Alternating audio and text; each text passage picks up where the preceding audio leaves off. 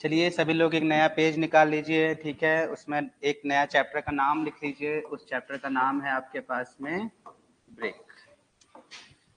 तो जैसे आपके पास में स्टोन था एक बिल्डिंग यूनिट, है ना, उसी सेम रेफरेंस में आपके पास में ब्रिक भी क्या है, एक बिल्डिंग यूनिट है। सही बात है क्या? बिल्कुल सही बात है। फटाफट आ जाइए जल्दी से, तो काम करते हैं आगे। जल्दी आइए, ऐड होइए। ऑडियो और वीडियो क्लियर है क्या? फटाफट आइए, ऐड होइए जल्दी से। क्या दिक्कत आ रही है आपको? कुछ कोई दिक्कत नहीं आ रही है? ठीक है। इधर आगे आ जाइए सर, वहां तक नहीं सुनाई पड़ रहा, माइक तो है नहीं इधर, है ना। तो देखिए काम करते हैं स्टार्ट। पहले 16 लोग हो गए, 17, 18, 19, 20। जल्दी जल्दी आइए फटाफट यार, सब गिनती से ऐड हो रहे हैं। All clear, all clear. Good morning Sheetal ji, good morning. आइए फटाफट करते हैं स्टार्ट। 19 लोग हो गए, 20 लोग हो गए, 21 लोग हो गए, 22, 23। जल्दी ऐड होइए फटाफट।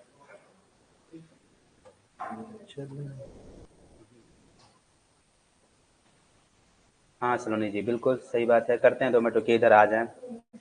आप लोग तो 4-5 लोग हो आ गए, इधर है 70-80 लोग, अभी आए सिर्फ 20 लोग हैं, तो थोड़ा दिक्कत हो जाएगा ना 20 लोगों का। आ जाए फटाफट। जैसे पूजा आ गए, स्नेहा, पूजा, मोनिका, है ना, दीक्षा, प्रेरणा, नुपुर, तेजल, सुनील, सिद्धांत, ठीक है, अतुल, डेविड, तेजस्विनी, प्रकाश, विवेक, नेहा, शीतल, पारस, शिवानी, पायल, है ना, ये लोग आ गए हैं।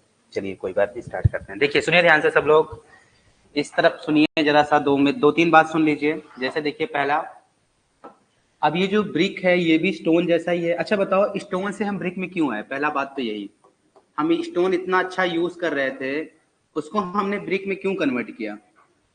मतलब हम स्टोन एक as a building unit use कर रहे थे, फिर हम इसको ब्रिक क्यों यूज करने लग गए? क्या रीजन हो सकता है? एक वैलिड रीजन बताइए, पूछिए क्या हो सकता है, क्यों हम स्टोन को नहीं यूज कर रहे हैं आज के दिन में? नहीं यूज करें ना। आपका कभी घर, जिस घर में रहते हो उस घर, वो भी घर ब्रिक का ही बना होगा, बट वाह ऐसा क्यों हुआ? सोच सोच के बताइए कि हमने स्टोन से क्या ऐसी सरकमस्टेंसेस आ गई कि स्टोन से मुझे ब्रिक बनाना पड़ा। ऐसे बहुत चीजें बताऊंगा कि लाइन से क्यों हमने सीमेंट बनाया। ठीक है, तो देखिए ध्यान से। अभी जस्ट थोड़ी देर पहले मैंने बताया कि स्टोन क्या है, एक नेचुरल मटेरियल है, तो इसको आपको क्या करना पड़ेगा? ऑब्टेन करना पड़ेगा फ्रॉम क्वेरी, है ना। तो एक्चुअली नाउ डेज अगर आप देखोगे तो डिमांड बहुत ज्यादा है। एक ही कॉलोनी में 10 घर बन रहे हैं, सिर्फ सोचो, एक ही रोड में 10 घर बन रहे हैं, और एक कॉलोनी में 100-200 घर बन रहे हैं, और सबको चाहिए क्या? बिल्डिंग यूनिट, है ना। तो इतनी डिमांड हो गई है, देखो ये क्या कर रहे हैं, ये बोल रहे हैं, है ना। अगर इतनी इतनी डिमांड है, इस डिमांड को हम क्या कर सकते हैं? स्टोन से फुलफिल कर सकते हैं क्या? अगर मैं स्टोन से फुलफिल करूंगा तो ये जो नेचुरल रिसोर्सेज हैं वो क्या हो जाएंगे? सारे पहाड़ तोड़ के घर ही बना दोगे तुम लोग, तो घूमने कहाँ जाओगे, है ना। तो इसीलिए क्या करते हैं, इस डिमांड को क्या करते हैं, ये डिमांड बहुत ज्यादा हो गया। डिमांड ज्यादा मीन्स व्हाट? सप्लाई भी मुझे क्या करनी पड़ेगी? ज्यादा करनी पड़ेगी। तो जब ये दोनों भाई बहन आते हैं तो इनके लिए मुझे क्या करना पड़ता है? मैन्युफैक्चरिंग प्लांट लगाना पड़ता है। क्या करना पड़ता है? मैन्युफैक्चरिंग प्लांट लगाना पड़ेगा।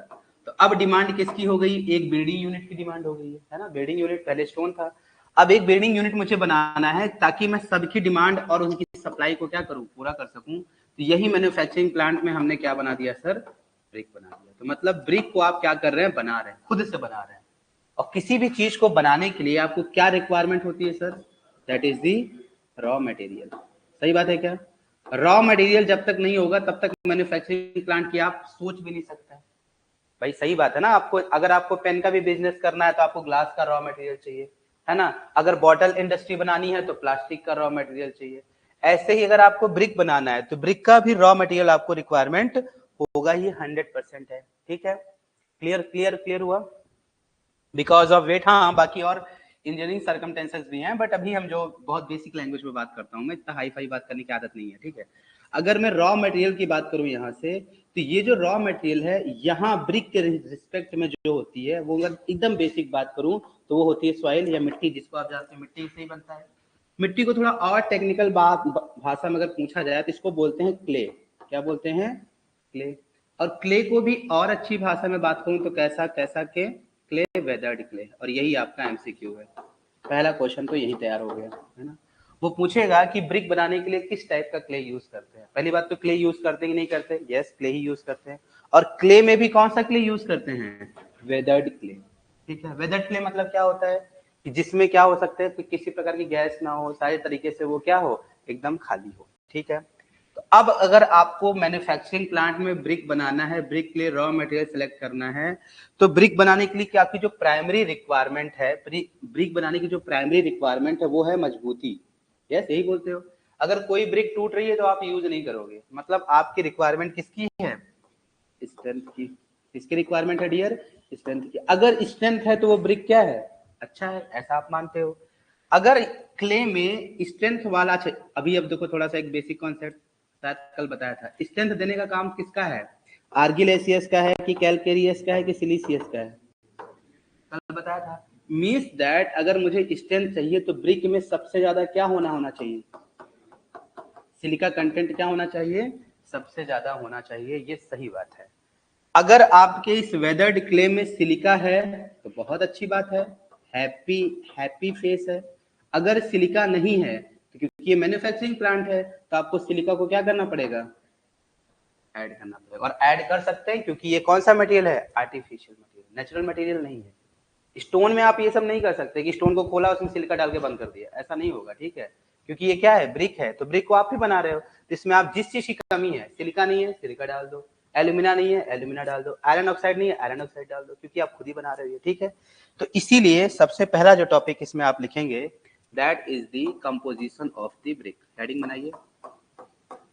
समझ में आया क्यों पढ़ रहे हैं, किस लिए पढ़ रहे हैं? ठीक है, कंपोजिशन ऑफ द ब्रिक। चाय पी के आए इसलिए बहुत एनर्जी होगी। सुबह सुबह चाय पी के नहीं आता, डेली चाय पी के आऊंगा, है ना। अभी एक कप भर के चाय पी आया हूँ। ठीक है, देखिए, तो कंपोजिशन ऑफ ब्रिक की बात करेंगे। अगर कंपोजिशन ऑफ ब्रिक की बात करेंगे तो सबसे पहला जो कंपोजिशन होगा वो आपके पास में क्या होगा? सिलिका। ठीक है, सिलिका का काम क्या है अभी जस्ट मैंने बता दिया। और ये सिलिका सबसे, देखो कैसे लिखेंगे, ये मैं आपको एक तरीका बताता हूँ। लिखने के लिए सबसे पहले आप लिखेंगे इसकी लिमिट। क्या लिखेंगे? इसकी लिमिट। ऐसे ही आपको याद भी करना है और ऐसे आपको समझ के भी रखना है। लिमिट कितना होगा इसका? 50 to 60%। सबसे ज्यादा क्यों? क्योंकि प्राइमरी रिक्वायरमेंट क्या है? स्ट्रेंथ की। लिमिट के बाद इसका आप लिखेंगे इम्पार्ट। इम्पार्ट बोले तो क्या करता है ये? तो स्ट्रेंथ क्या करे, अच्छा सॉरी, सिलिका क्या करता है? ये स्ट्रेंथ देता है। यस या नो? स्ट्रेंथ देगा, मतलब साथ ही साथ स्ट्रेंथ कब आएगा? जब उनके पार्टिकल आपस में क्या रहेंगे? एक दूसरे से बंधे रहेंगे। यस, तभी आएगी स्ट्रेंथ। ऑब्वियस सी बात, अगर पार्टिकल एक दूसरे से अलग है तो स्ट्रेंथ कभी नहीं आएगी। वो पार्टिकल अगर एक दूसरे से बंधे हैं तो इसको टेक्निकल लैंग्वेज में बोला जाता है कोहेजन। क्या बोलते हैं इसको? कोहेजन। तो कोहेजन भी कौन इम्पार्ट करेगा? सिलिका। अगर सारे पार्टिकल एक दूसरे से बंधे हैं तो ब्रिक की जो साइज होगी क्या वो आ जाएगी? यस या नो? सारे पार्टिकल अगर एक दूसरे से एकदम ऐसे बॉन्डेड हैं, कोहेटेड हैं, मतलब सब में कोहेजन है, इट मींस दैट जो इसका शेप और साइज है वो भी आ जाएगा। तो यहाँ पास क्या हो जाएगा? शेप और साइज। ये सारे क्वेश्चन आपके एग्जाम में आ चुके हैं अलग अलग बार। ठीक है, बहुत पहले जमाने में स्ट्रेंथ पूछता था, बट नाउ डेज क्या क्या क्या पूछता है? Cohesion and shape and size. तो आपसे पूछेगा शेप एंड साइज के लिए कौन सा इंग्रेडिएंट रिस्पॉन्सिबल है, तो आप धीरे से क्या बोल देंगे? सिलिका। ठीक है, बोलना नहीं है, वहां टिक लगाना है, बोलोगे तो कुछ नहीं होगा। ठीक है, उसके बाद फिर आपको वहां पास क्या करना है? एक्सेस कर दोगे। तो अगर आपने एक्सेस कर दिया, अगर एक्सेस कर दिया तो क्या क्या चीज होगा भाई साहब? सोचो, ध्यान से करो। एक्सेस होगा तो ये भी कॉन्सेप्ट है, मतलब हर चीज याद नहीं करनी है। सब चीज याद करके जाओगे तो कितना याद करोगे, है ना। ये भी तो एक प्रॉब्लम है, दिमाग तो छोटा सा ही है, इसमें कितनी कितनी बातें भरे, है ना। तो अगर एक्सेस कर देंगे, सुनो ध्यान से, एक बेसिक सा कॉन्सेप्ट है, हालांकि मैंने आपको स्टोन में बताया ये बात, कि जैसे जैसे स्ट्रेंथ बढ़ेगा, जैसे जैसे स्ट्रेंथ बढ़ेगा तो ये जो भी मटेरियल होता है वो ब्रिटल की तरफ जाता है। जैसे जैसे स्ट्रेंथ बढ़ता है वैसे वैसे किस तरफ जाता है? ब्रिटल की तरफ। अगर इसका प्रूफ देखना चाहते हो तो मेरे पास अवेलेबल है, मैं दिखा देता हूँ। देखो कहाँ है इसका प्रूफ? है आपके पास में पहला स्लाइड। देखिए, ये देखिए, ध्यान से देखिए क्या कहानी है। मैंने आपको शुरू में बताया था ट्रैप और बेसाल्ट कैसे होते हैं, याद करिए, कल बताया था ना। ट्रैप और बेसाल्ट कैसे होते हैं? ब्रिटल होता है। कल याद करिए, ट्रैप एंड बेसाल्ट के बारे में बताया था, ब्रिटल होते हैं। क्यों? क्योंकि इनकी नॉन यूनिफॉर्म कूलिंग होती है, ये ग्राउंड लेवल के ऊपर होते हैं, ये वॉल्केनिक रॉक होते हैं। तो ट्रैप और बेसाल्ट की स्ट्रेंथ देखिए क्या है? सबसे ज्यादा है। देखिए यहाँ ध्यान से, स्ट्रेंथ ज्यादा है, इट मींस दैट इसका कौन सा नेचर है, ब्रिटल नेचर है। ठीक है, तो जैसे जैसे आप सिलिका बढ़ाओगे, जैसे जैसे आप सिलिका बढ़ाओगे वैसे वैसे क्या होगा, आपकी स्ट्रेंथ क्या क्या होती जाएगी, बढ़ती जाएगी। जब स्ट्रेंथ बढ़ती जाएगी तो प्रॉब्लम क्या क्या होगा, स्ट्रेंथ बढ़ती जाएगी तो प्रॉब्लम होगा कि जो भी पर्टिकुलर आइटम है ये प्रोसीड करने लग जाएगा किस तरफ, ब्रिटलनेस की तरफ। तो ब्रिटल कोई चीज ब्रिटल हो गई तो उसको मैं टेक्निकली क्या बोल देता हूँ, ये क्या हो गया है, वीक हो गया। ठीक है, तो एक्सेस करेंगे तो जो भी आपकी ब्रिक है वो क्या क्या क्या हो जाएगी, ब्रिटल हो जाएगी, एंड नेक्स्ट वन वीक हो जाएगा। ये भी बहुत बार एग्जाम में आ चुका है। ये पहला आपका इंग्रेडिएंट फिनिश। सेकेंड इंग्रेडिएंट है आपके पास में, दैट इज दी एल्यूमिना। अब एल्यूमिना क्या क्या क्या करते हैं, अब देखिए एल्यूमिना का रेंज है यहाँ पास 20 to 30%, है ना। अब एल्यूमिना की क्यों रिक्वायरमेंट हुई, क्योंकि ये मैन्युफैक्चरिंग प्लांट में आप खुद ही बना रहे हो, तो जो जो आपको रिक्वायरमेंट होगी वो आप डाल दोगे। लेकिन डाल क्यों रहे हैं, इसको हमने क्यों ऐड किया है, इसको हमने एल्यूमिना को क्यों ऐड किया है अपने कंपोजिशन में, इसका क्या रीजन है। सिलिका का क्या रीजन है आपको मालूम हो गया, क्या रीजन है बताइए, स्ट्रेंथ है ना, शेप एंड साइज। तो एल्यूमिना का क्या रीजन है, देखिए अभी मैंने आपको थोड़ी देर पहले बताया, ठीक है, कि जो ये ब्रिक है इसकी एक शेप है। यस बिल्कुल, देखिए कैसा शेप है, ध्यान से देखिए, सब लोग बनाने की कोशिश करते हैं। ठीक है, आपकी जो ब्रिक दिखती है मार्केट में वो काइंड ऑफ ऐसी दिखती है, यस नो, ऐसी दिखती है। तो ये शेप तो दिखना चाहिए ना, अगर ब्रिक ब्रिक जैसा दिख ही नहीं रहा है तो क्या होगा, ब्रिक मानोगे नहीं आप लोग, है ना। तो ब्रिक की एक पर्टिकुलर शेप और साइज है, और शेप और साइज कब आती है, जब उसके अंदर क्या रहे, प्लास्टिसिटी रहे, है ना। कोई भी चीज अगर आपको खिलौना बनाना है तो आप क्या अटेंड करते हो, प्लास्टिक, एक ऐसा मटेरियल होना चाहिए जो मैं किसी भी शेप में क्या कर सकूं, इसको डाल सकूं। तो अब मिट्टी को जो प्लास्टिसिटी देने का कार्यक्रम है वो कौन कौन करेगा सर, वो करेगा आपके पास में एल्यूमिना। तो एल्यूमिना क्या इम्पार्ट करेगा, बट ऑब्वियस सी बात है क्या इम्पार्ट करेगा, ये प्लास्टिसिटी ये इम्पार्ट करेगा। बट अब बात करते हैं एक्सेस की, ये इंपॉर्टेंट है। ठीक है, एक्सेस वगैरह ज्यादा पूछता है आज के जमाने में, ठीक है, क्योंकि जमाना बदल रहा है ना, जमाना बदल रहा है तो क्वेश्चन भी बदल रहे हैं ना। तो एक्सेस के बारे में पूछता है कि एक्सेस कर दोगे तब क्या हो जाएगा। अगर आप एक्सेस कर देंगे तो ध्यान से सुनिए क्या होगा, सभी लोग बताइए क्या होगा। देखिए सुनिए ध्यान से कैसी कहानी होती है, इसके दो एग्जांपल्स मैं पहले आपको बताता हूँ। जैसे अभी गर्मी का मौसम, इसमें आप बहुत अच्छा कर सकते हैं। आपके पास अगर जेब में हैंकी हो बहुत पतली वाली, उसको आप गीला करिए, एकदम गीला करिए, बाल्टी में डुबोइए और उसको कड़ी धूप में डाल दीजिए, तो क्या होगा, ध्यान समझिए क्या होगा। वो सारी जो आपकी हैंकी रहेगी वो एकदम ऐसे कड़क हो जाएगी, और कैसी हो जाएगी, एकदम ये शेप ले लेगी, जैसा आप डालो रहोगे एकदम ऐसे टाइट हो जाएगी। यस, मतलब एकदम ऐसे वार्प हो जाएगी। कहने का मतलब जब आपने बहुत ढेर सारे गीले आइटम को, है ना, मतलब इसमें क्या है, वाटर कंटेंट बहुत ज्यादा है ना, इसको आपने सनलाइट में डाला जहां बहुत लाइट है, तो सडन मॉइस्चर क्या हो गया, यहाँ से निकला। जब सडन मॉइस्चर निकला तो ये शेप क्या हो गया, डिस्टॉर्टेड हो गया। इसको टेक्निकली क्या बोलते हैं, वार्पिंग। ठीक है, क्लियर, क्या बोलते हैं इसको, वार्पिंग। तो जैसे ही आप एक्सेस कर दोगे, तो ब्रिक को बिना जलाए तो यूज करते नहीं, बट ऑब्वियस सी बात है, सबको पता है। तो जब इसको आप एक्सेस कर दोगे मीन्स पानी ज्यादा रहेगा, जब आप इसको जलाओगे तो क्या होगा, तुरंत पानी बाहर निकल जाएगा पूरा, और तुरंत पानी बाहर निकल जाएगा तो ब्रिक क्या हो जाएगी, वार्प कर जाएगी। ठीक है, पहली बात। दूसरी बात, एक प्रोसेस और है सुखाने वाली प्रोसेस। कौन सी प्रोसेस है, पहले सुखाते हैं इसको फिर जलाते हैं। तो अब देखो इसका एग्जाम्पल देखो, जब आप गर्मियों में छत बनाते हैं, छत बनते हुए देखा गर्मी में कभी, गर्मी में किसी की छत बन रही जाके 2 मिनट वहां खड़े हो जाना धूप में, देखना क्या होता है। जैसे जैसे छत वो बना के आगे जाते जाएंगे वैसे पीछे देखोगे तुरंत क्रैक्स पड़ता जाएगा, surface cracks, hair line cracks आपको दिखेगा। क्यों, क्योंकि वहां भी यही कॉन्सेप्ट है, तुरंत पानी क्या होगा, धूप तेज है, पानी इवेपोरेट होगा तो क्या बन जाएगा, वहां से क्रैक्स बन जाएगा। तो एक्सेस करेंगे तो दो प्रॉब्लम आपको समझ में अब आ गई होगी। पहली प्रॉब्लम देखिए ध्यान से, पहली प्रॉब्लम ड्यूरिंग ड्राइंग, जब आप क्या कर रहे होंगे, उसको सुखा रहे होंगे तो क्या होगा बताइए, जब सुखाएंगे तो क्या क्या आ जाएगा, इसमें क्रैक्स आ जाएगा। एक्सेस करने पे मतलब ज्यादा आपने वाटर को ऐड किया है।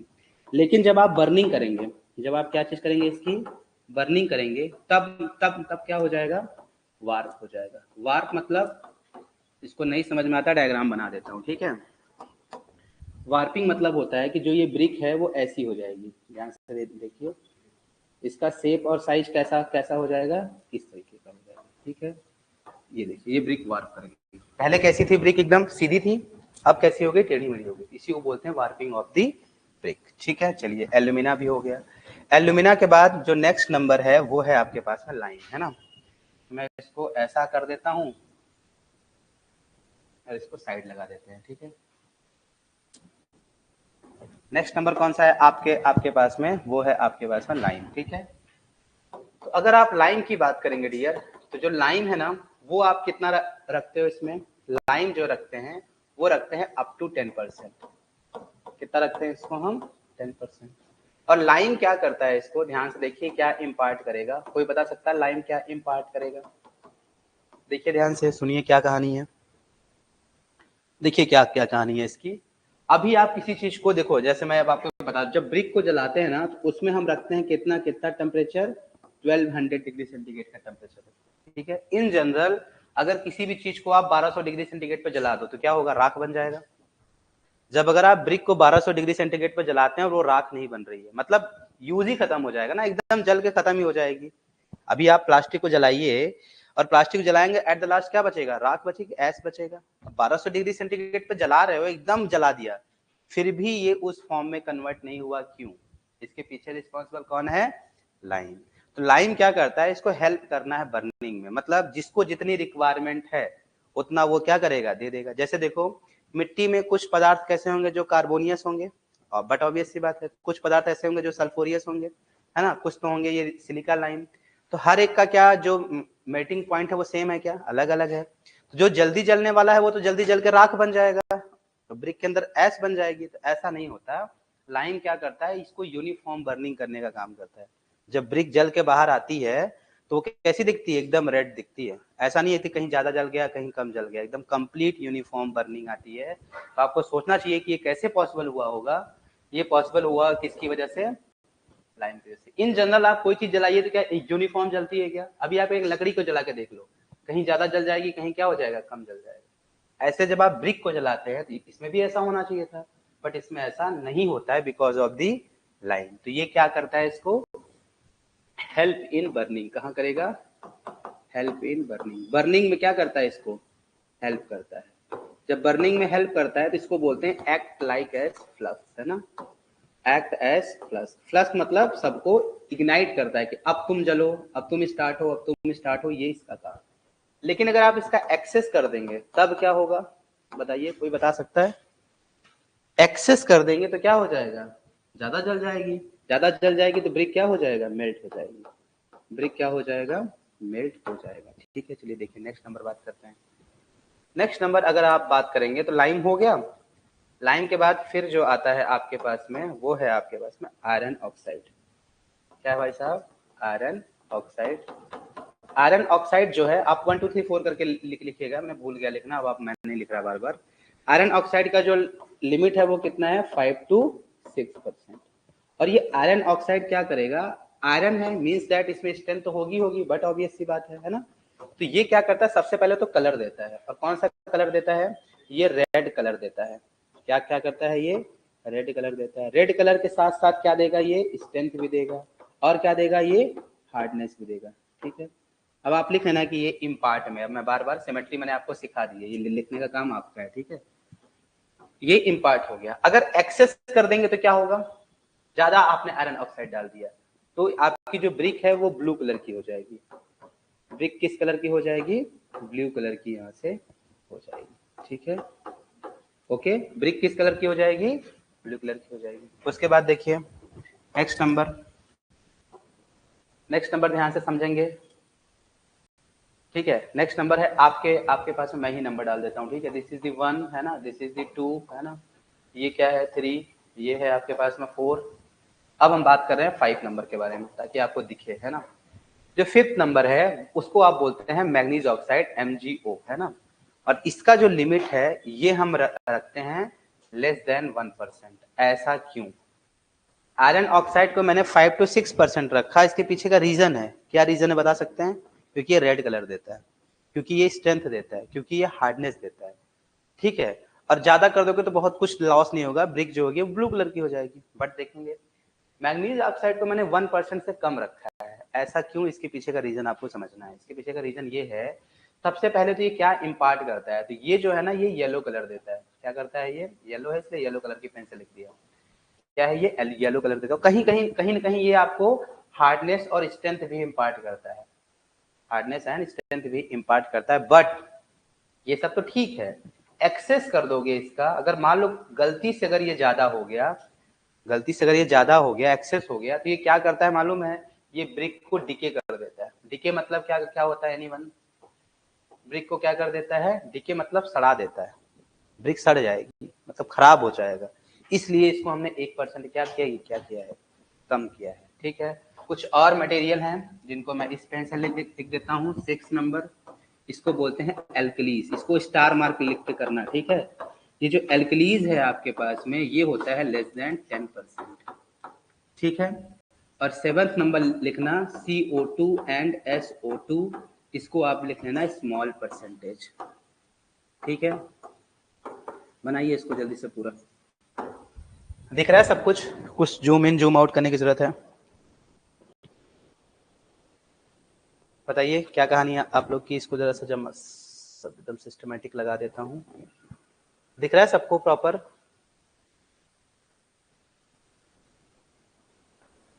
इसको लिखिए जल्दी से।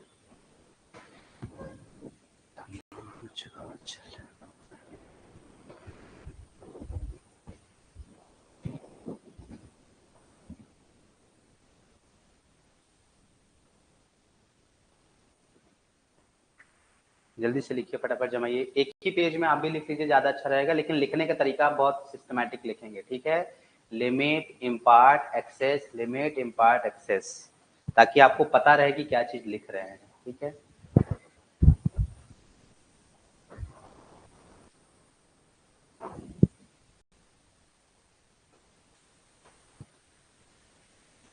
तो जितनी अच्छी आप नोट्स बनाएंगे, समझिए उतना ही अच्छा आपका चांस होगा सिलेक्शन का। ठीक है, बट ऑब्वियस सी बात है ना, अगर आप कहीं वार में जा रहे हैं और आपके पास हथियार बहुत अच्छा है, बट ऑब्वियस सी बात है विन होने की परसेंटेज बहुत ज्यादा है।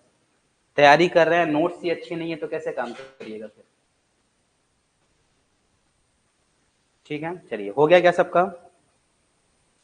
हुआ? इधर इधर हो गया, इधर इधर इधर उधर हो गया। ठीक है, इधर भाई साहब Vipul, Sneha, Neha and Vivek and Prasad Saloni, yes clear, सबका हो गया? ठीक है, चलिए नेक्स्ट हेडिंग बनाइए, manufacturing of the bricks, number 2।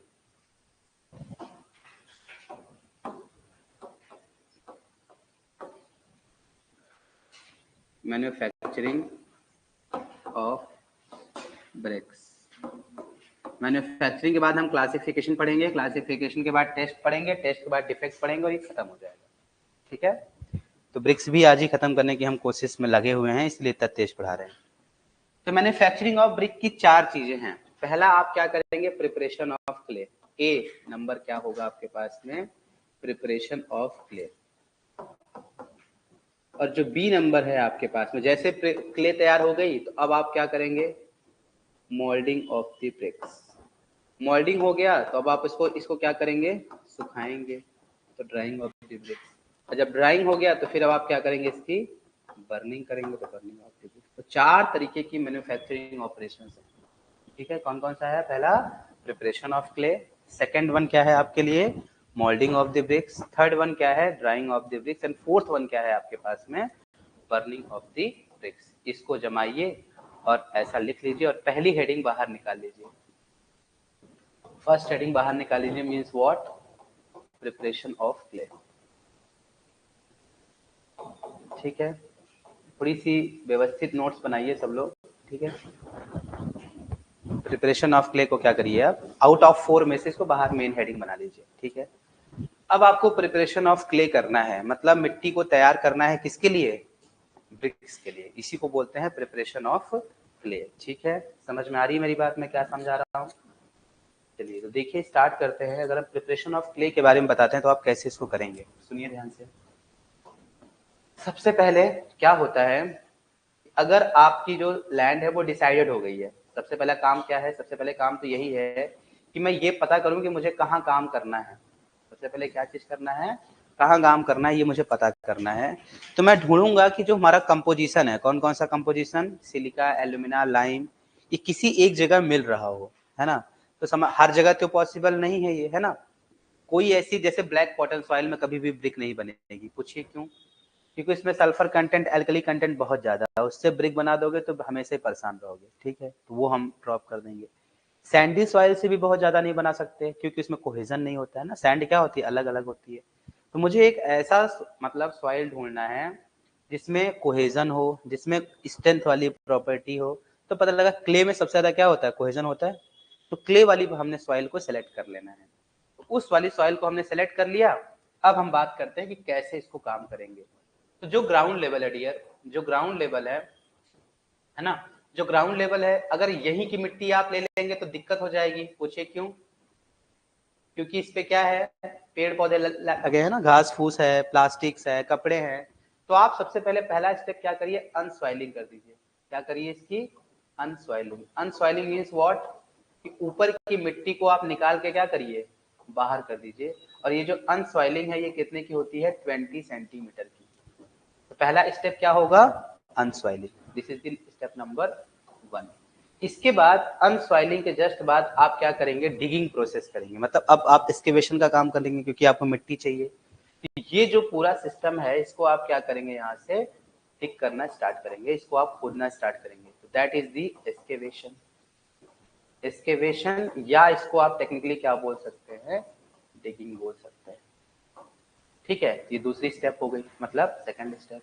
और जो एक्सकेवेशन के बाद जो आपकी सॉइल निकली है, इसको आप ग्राउंड लेवल पे ऐसा in the form of hump रखते हैं। किसके फॉर्म में रखते हैं इसको, हम्प के फॉर्म में सॉइल को आप रख देते हैं। और ये जो हम्प होता है इसकी भी हाइट फिक्स है। कितनी हाइट है ये, 600 से लेके 1200 mm तक। तो आपने क्या कर लिया, पहले अनसॉइलिंग कर लिया और क्या कर लिया, एक्सकेवेटिंग कर ली। उसके बाद अब ये जो सॉइल है इसकी आप क्या करेंगे सर, क्लीनिंग करेंगे। थर्ड नंबर क्या कर देंगे, क्लीनिंग। क्यों? क्योंकि हो सकता है इसमें कंकड़ पत्थर हो सकता है इसमें कुछ घास फूस हो, है ना, इन सबको आप निकालेंगे। क्लीनिंग के बाद फोर्थ नंबर आप क्या क्या करेंगे, इसकी वेदरिंग करेंगे। वेदरिंग मीन्स व्हाट, वेदरिंग मतलब इसको खुले आसमान में आप रख देंगे। तो क्या होगा, जो भी मिट्टी में गैसेज होंगी, जो भी इसकी दुर्गंध होगी, जैसे अंदर से निकाले हो तो गरम गरम रहता है ना, तो वो सारा गैस क्या होगा, बाहर निकल जाएगा। और बाहर की ऑक्सीजन इससे क्या हो जाएगी, मिक्स हो जाएगी। तो इस प्रोसेस को क्या बोलते हैं, ऑक्सीडेशन। तो मतलब पूरी मिट्टी क्या हो जाएगी, एटमॉस्फेयर के एयर से क्या करेगी, रिएक्ट करेगी। और जितना भी उसमें गैसेज होंगी, सल्फर एंड जो भी कार्बन डाइऑक्साइड, ये सारी बाहर निकल जाएगी और उसमें फ्रेश ऑक्सीजन क्या हो जाएगी, मिक्स हो जाएगी। तो वेदरिंग हो गया। वेदरिंग के बाद जस्ट आप क्या करते हैं, अब समोसा बनाने की प्रैक्टिस करनी है। समोसा कैसे बनता है, बस सोचिए। सबसे पहले जो आटा होता है, मैदा होता है, उसमें आप इंग्रेडिएंट मिक्स करते हैं। तो आप ऐसे जितने भी कंपोजिशन है इसमें मिक्स करेंगे। तो अब जो सॉइल है उसमें आपको इंग्रेडिएंट डालना है ना। तो अब आप इसकी क्या करेंगे, ब्लेंडिंग करेंगे। जैसे अगर आप रोटी बनाते हो तो उसमें नमक ऐड करते हो ना, नमक ऐड करके मिलाते हो पहले, यस। तो यहाँ भी आप क्या करेंगे, सारे इंग्रेडिएंट को क्या करेंगे, प्रॉपरली मिक्स करेंगे। इसको आप क्या बोलते हैं, ब्लेंडिंग। ब्लेंडिंग के बाद क्या करेंगे, इसमें ब्लेंडिंग में क्या कर सकते हैं, ऐड एडमिक्सचर्स। कुछ अगर आपको एडमिक्सचर्स भी डालने हैं तब भी आप क्या करेंगे, इसमें ऐड कर देंगे। जैसे ही ब्लेंडिंग खत्म होगा फिर आपको क्या करना पड़ेगा सर, जो आप आटा गूंथने का प्रोग्राम करते हैं, यस। पानी मिलाया और इसकी कौन सी प्रोसेस स्टार्ट कर देंगे, 6 number, that is the tempering. क्या शुरू करेंगे आप, टेम्परिंग शुरू करेंगे। और ये जो टेम्परिंग है ये आप 2 टाइप से कर सकते हैं। ये टेम्परिंग आप कितने तरीके से कर सकते हैं, 2 तरीके से कर सकते हैं। नंबर 1, अगर आप मैनुअली कर रहे हैं, मैनुअली का और मतलब क्या होता है, हैंड से कर रहे हैं या मैन मेड कर रहे हैं। तो आप अच्छा, जैसे हाथ से अगर आप आटा आटा गूंथते हैं तो इसको आप टेक्निकली क्या बोलते हैं, इसको बोलते हैं किनीडिंग। इसको आप क्या बोल देंगे, किनीडिंग। ये एग्जाम में पूछता है कि किनीडिंग क्या है, क्या बोल देते हैं, किनीडिंग।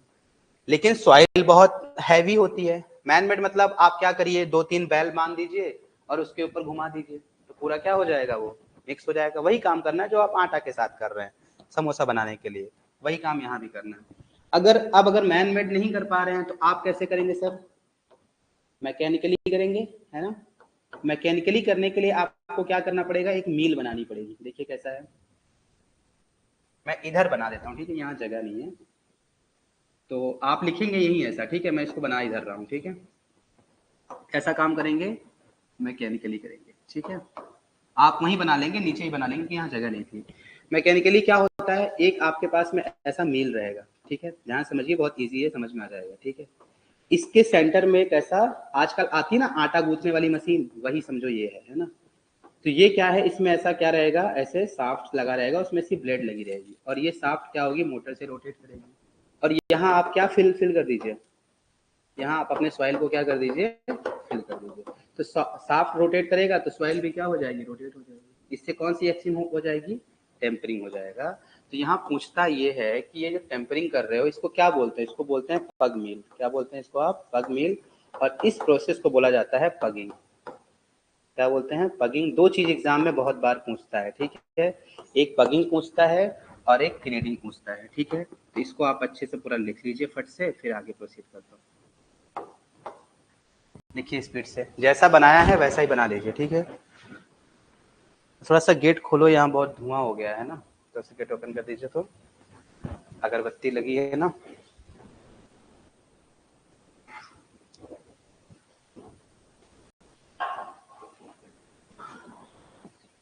जल्दी करिए नोट। अनस्वाइलिंग वाला दिख नहीं रहा होगा तो उसको थोड़ा नीचे कर देता हूँ।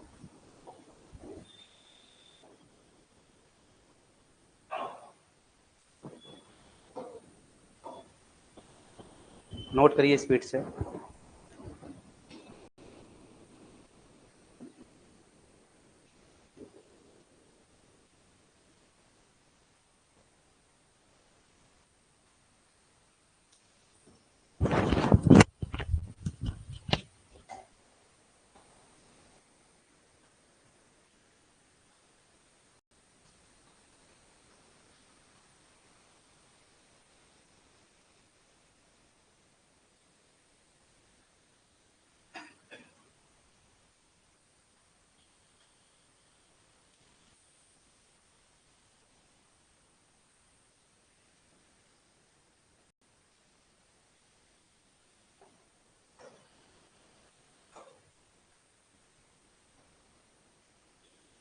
जो हम है उसका हाइट कितना है पता है मैम, दिख नहीं रहा है इसमें।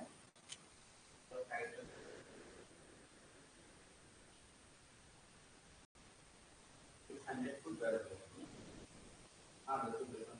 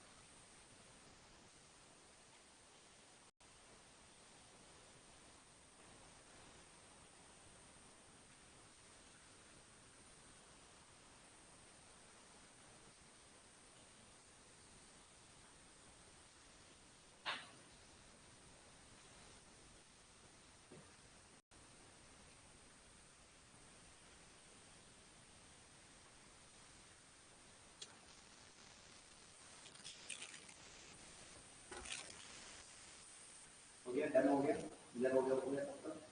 यस सर, लिख लिया, लिखिए जल्दी से। 2 मिनट चाहिए सभी लोग लिखिए।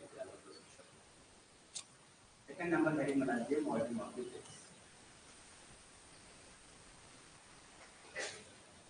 सेकंड नंबर पर लिखिए मॉडलिंग ऑफ द ब्रिक्स, ठीक है। जिनका हो गया है वो हेडिंग प्रिपेयर करिए, मॉडलिंग ऑफ द ब्रिक्स। जिनका नहीं हुआ है वो लिखिए आप, कोई जल्दी की बात नहीं है।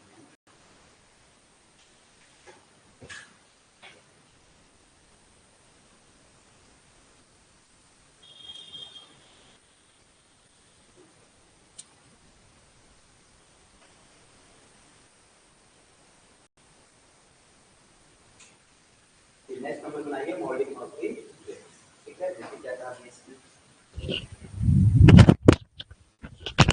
मॉडलिंग ऑफ द ब्रिक्स के बारे में हम डिस्कस करेंगे, है ना, ठीक है। अगर आप मोल्डिंग ऑफ द ब्रिक्स देखते हैं तो ये क्या कहानी होगी,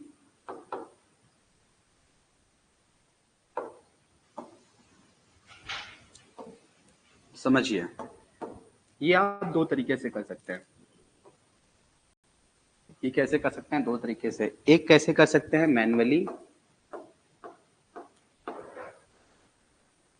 और एक आप कर सकते हैं कैसे? मैकेनिकली।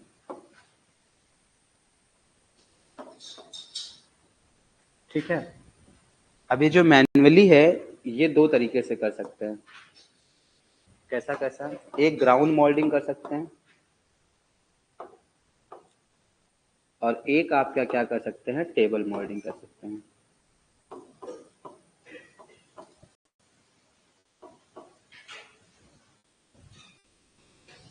ठीक है, चलिए थोड़ी सी बात समझते हैं। मोल्डिंग करने के लिए क्या करते हो? एक मोल्ड अवेलेबल रहता है। मोल्ड कैसा अवेलेबल रहता है?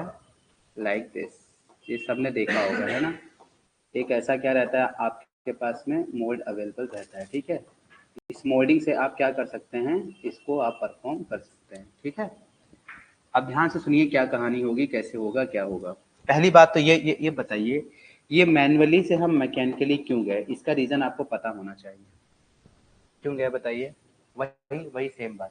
क्या हो गई? डिमांड ज़्यादा हो गई, मुझे सप्लाई ज़्यादा करनी है ना? क्वालिटी ज़्यादा अच्छी बनानी है, क्योंकि हैंडमेड से क्वालिटी अच्छी नहीं होती है।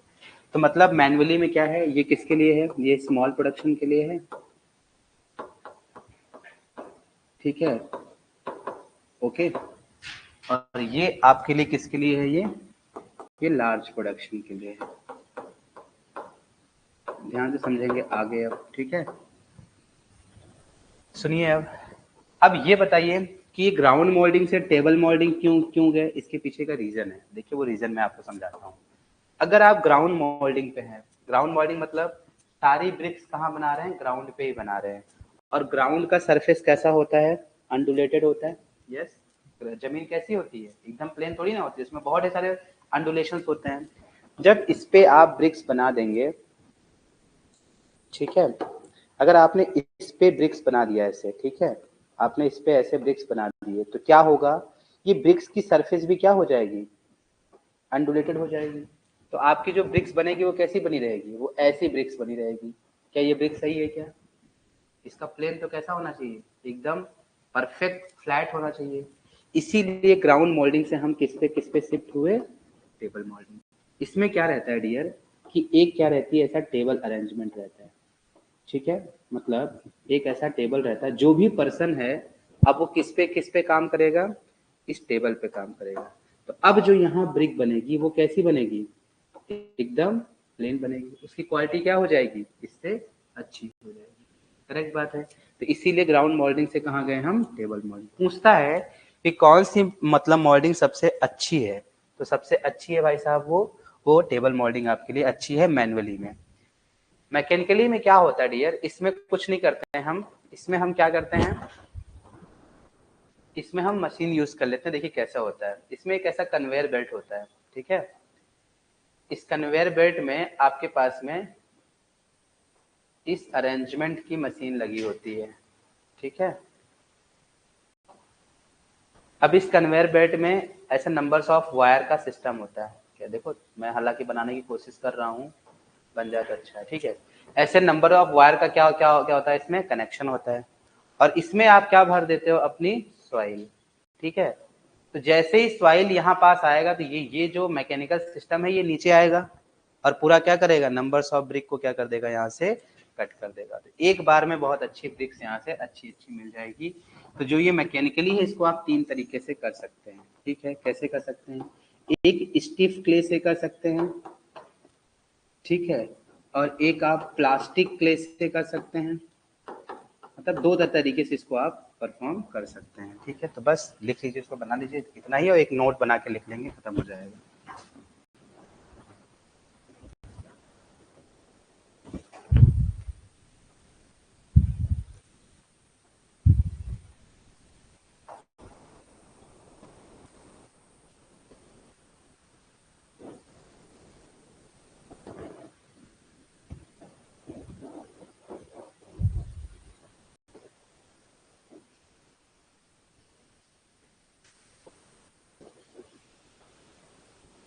इसको बनाइए, ये फ्लो चार्ट बनाइए, उसके बाद फिर मैं आपको एक बना देता हूँ नोट, है ना?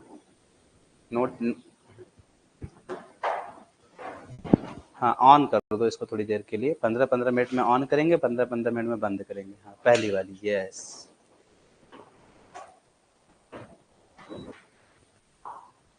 नोट बना के लिखिए, द साइज ऑफ मोल्ड, सभी लोग नोट बना के नीचे लिखिए, the size of mould, the size of mould is 8 to 10%, note बना के लिखिए, 8 to कितना है 12, yes, 8 to 12% greater than actual size of the bricks. सभी लोग नोट बना के नीचे लिखिए, size of mould is 8 to 12% greater than actual size of the brick. मतलब ये जो आपका मोल्ड है ये ज्यादा रहेगा किससे, ब्रिक की साइज से। कितना, क्या करें भाई, ठीक है, क्या है सर जी, हो गया clear, 8 to 12% actual size of the brick. ठीक है, चलिए नेक्स्ट हेडिंग बनाइए, drying of the bricks. Next heading बनाइए, ड्राइंग ऑफ द ब्रिक्स, है ना। तो ड्राइंग ऑफ द ब्रिक्स कैसे कैसे होगा, ड्राइंग ऑफ द ब्रिक्स। देखो डियर, ड्राइंग ऑफ द ब्रिक्स दो टाइप के हो सकते हैं, ठीक है, कौन कौन सा, दो तरीके से आप करा सकते हैं। ब्रिक को क्या करना है, सुखाना है, तो कितने तरीके से सुखा सकते हैं, एक नेचुरल तरीके से और एक कैसे, आर्टिफिशियल तरीके से, है ना। नेचुरल तरीके से सुखाना है तो क्या करना पड़ेगा आपको, इसको जैसे गांव में करते हैं, क्या करते हैं, ब्रिक को बना के रख देते हैं ओपन स्काई में, वो सूखती रहती है। दूसरा क्या है, आर्टिफिशियल, इसमें क्या करते हैं, क्लीन लगा देते हैं, बड़े बड़े क्या होते हैं, क्लीन लगा देते हैं, उसमें ब्रिक को रख देते हैं। तो वही बात है कि आर्टिफिशियल से, सॉरी नेचुरल से आर्टिफिशियल क्यों गए, बट ऑब्वियस सी बात है, जब मुझे ज्यादा डिमांड और ज्यादा किसकी जरूरत पड़ेगी, प्रोडक्शन की, ठीक है, हम इसको ये मेथड लेंगे। इसमें नोट बना के लिखिए, इसको ऐसा बना लीजिए दो पार्ट में, इसमें नोट बना के लिखिए, इन ड्राइंग प्रोसेस, इसको ऐसा बना लीजिए कि ड्राइंग ऑफ द ब्रिक्स दो तरीके से कर सकते हैं, natural process and artificial process. इसमें आप लिखिए, नोट बना के लिखिए, in drying process moisture content of brick, in drying process moisture content of the brick reduces up to 3%। मतलब इसमें मॉइस्चर कंटेंट, पहले गीली ब्रिक्स रहेगी, इस गीली ब्रिक्स को लगातार आप रख देंगे, है ना, तो क्या होगा, पानी बाहर जाएगा, सूखेगी और कब तक सुखाएंगे, जब तक वाटर कंटेंट कितना ही रिड्यूस हो जाए, 3%, है ना। तो in drying process moisture content of brick is reduce up to 3%, 3% तक इसको हम क्या करते हैं, रिड्यूस। तो दो डेटा यहाँ से ध्यान रखना है, एक क्या, साइज ऑफ मोल्ड कितना होता है, 8 to 12% व्हाट एक्स्ट्रा, ठीक है, और मॉइस्चर कंटेंट कितना रिड्यूस करते हैं, अप टू दी 3%, ठीक है। चलिए अब लास्ट नंबर डालिए, burning of the bricks. Next number बनाइए, दैट इज दी,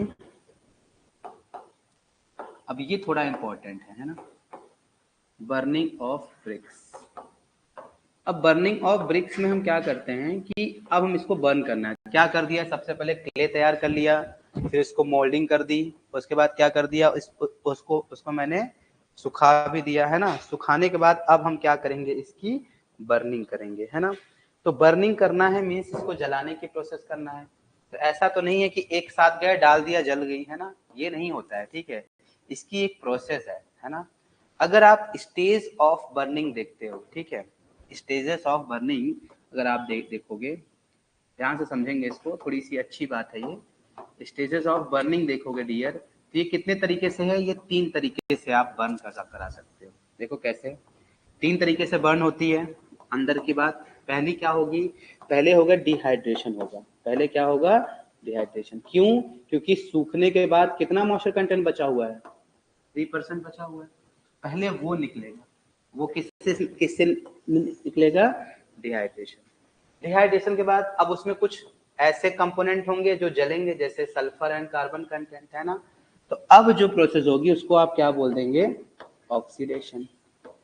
जब ये सारा कंप्लीट हो जाएगा तब क्या होगा, पूरी ब्रिक जलने की प्रोसेस में आएगी, तो सारी ब्रिक कैसी बन जाएगी, एकदम रेड कलर की हो जाती है। आपने देखा होगा यूट्यूब के वीडियोज में, जैसे आप अगर ग्लास बनाते हैं तो पूरे ग्लास बनाने के लिए पहले उसको क्या करते हैं, पूरा जला देते हैं। जब आप आयरन की इंडस्ट्री में देखते हैं तो उसमें भी बनाने कोई भी अगर आप मटेरियल की मोल्डिंग करना है तो सबसे पहले आप क्या करते हो, उसको कंप्लीट क्या करते हो, जलाते हो। जैसे आप कभी अगर ज्वेलरी बनवाने जाते हो तो वो भी यही करता है ना। कोई भी अगर आप ब्रिक ले गए हो तो पहले उसको क्या करेगा, एकदम कंप्लीट बर्न करेगा, फिर उसकी क्या करेगा, मोल्डिंग करेगा। तो ऐसे ही जब कंप्लीट जो बर्न होता है उस प्रोसेस को बोलते हैं वेट्रिफिकेशन। क्या बोलते हैं इसको हम, वेट्रिफिकेशन। तो लास्ट वन नंबर क्या होगा, वेट्रिफिकेशन होगा। तो सबसे पहले क्या होगा, डिहाइड्रेशन, फिर ऑक्सीडेशन, देन वन वेट्रिफिकेशन। इसका टेम्परेचर रेंज है, जो डिहाइड्रेशन होगा वो कहाँ से होगा, 400 टू 600, और दिस वन कहाँ होगा, 600 टू 900, और फिर 900 से लेके कहाँ तक चला जाएगा, 1200 तक। और सबसे इंपॉर्टेंट ये पूछता है कि वेट्रिफिकेशन में टेम्परेचर रेंज कितना है, ऑक्सीडेशन में टेम्परेचर रेंज कितना है, और डिहाइड्रेशन में टेम्परेचर रेंज कितना है। तो डिहाइड्रेशन में क्या होगा डियर, सारा मॉइस्चर कंटेंट क्या हो जाएगा, रिमूव हो जाएगा। तो लिख लो, ऑल मॉइस्चर कंटेंट क्या हो जाएगा, रिमूव। अब चलिए मैं बोलता हूँ, आप लिख लीजिएगा, ठीक है। डिहाइड्रेशन ऐसे बना लीजिए, फिर एक दो लाइन बोलूंगा डिहाइड्रेशन के अंदर, एक दो लाइन बोलूंगा ऑक्सीडेशन के अंदर, और एक दो लाइन बोल दूंगा किसके अंदर, आपके वेट्रिफिकेशन के अंदर। इसको ऐसा बनाइए, फिर मैं बोलता हूँ और आप लिखिएगा।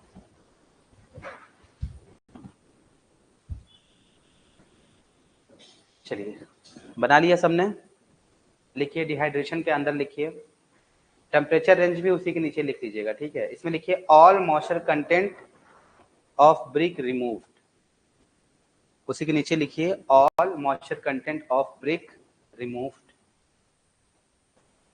ठीक है।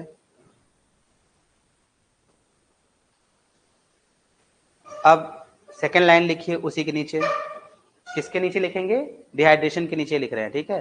सेकेंड लाइन लिखिए all carbonaceous content start burning, और छोटा छोटा करके लिखिएगा ताकि आ जाए, है ना। All carbonaceous content, all carbonaceous content start burning.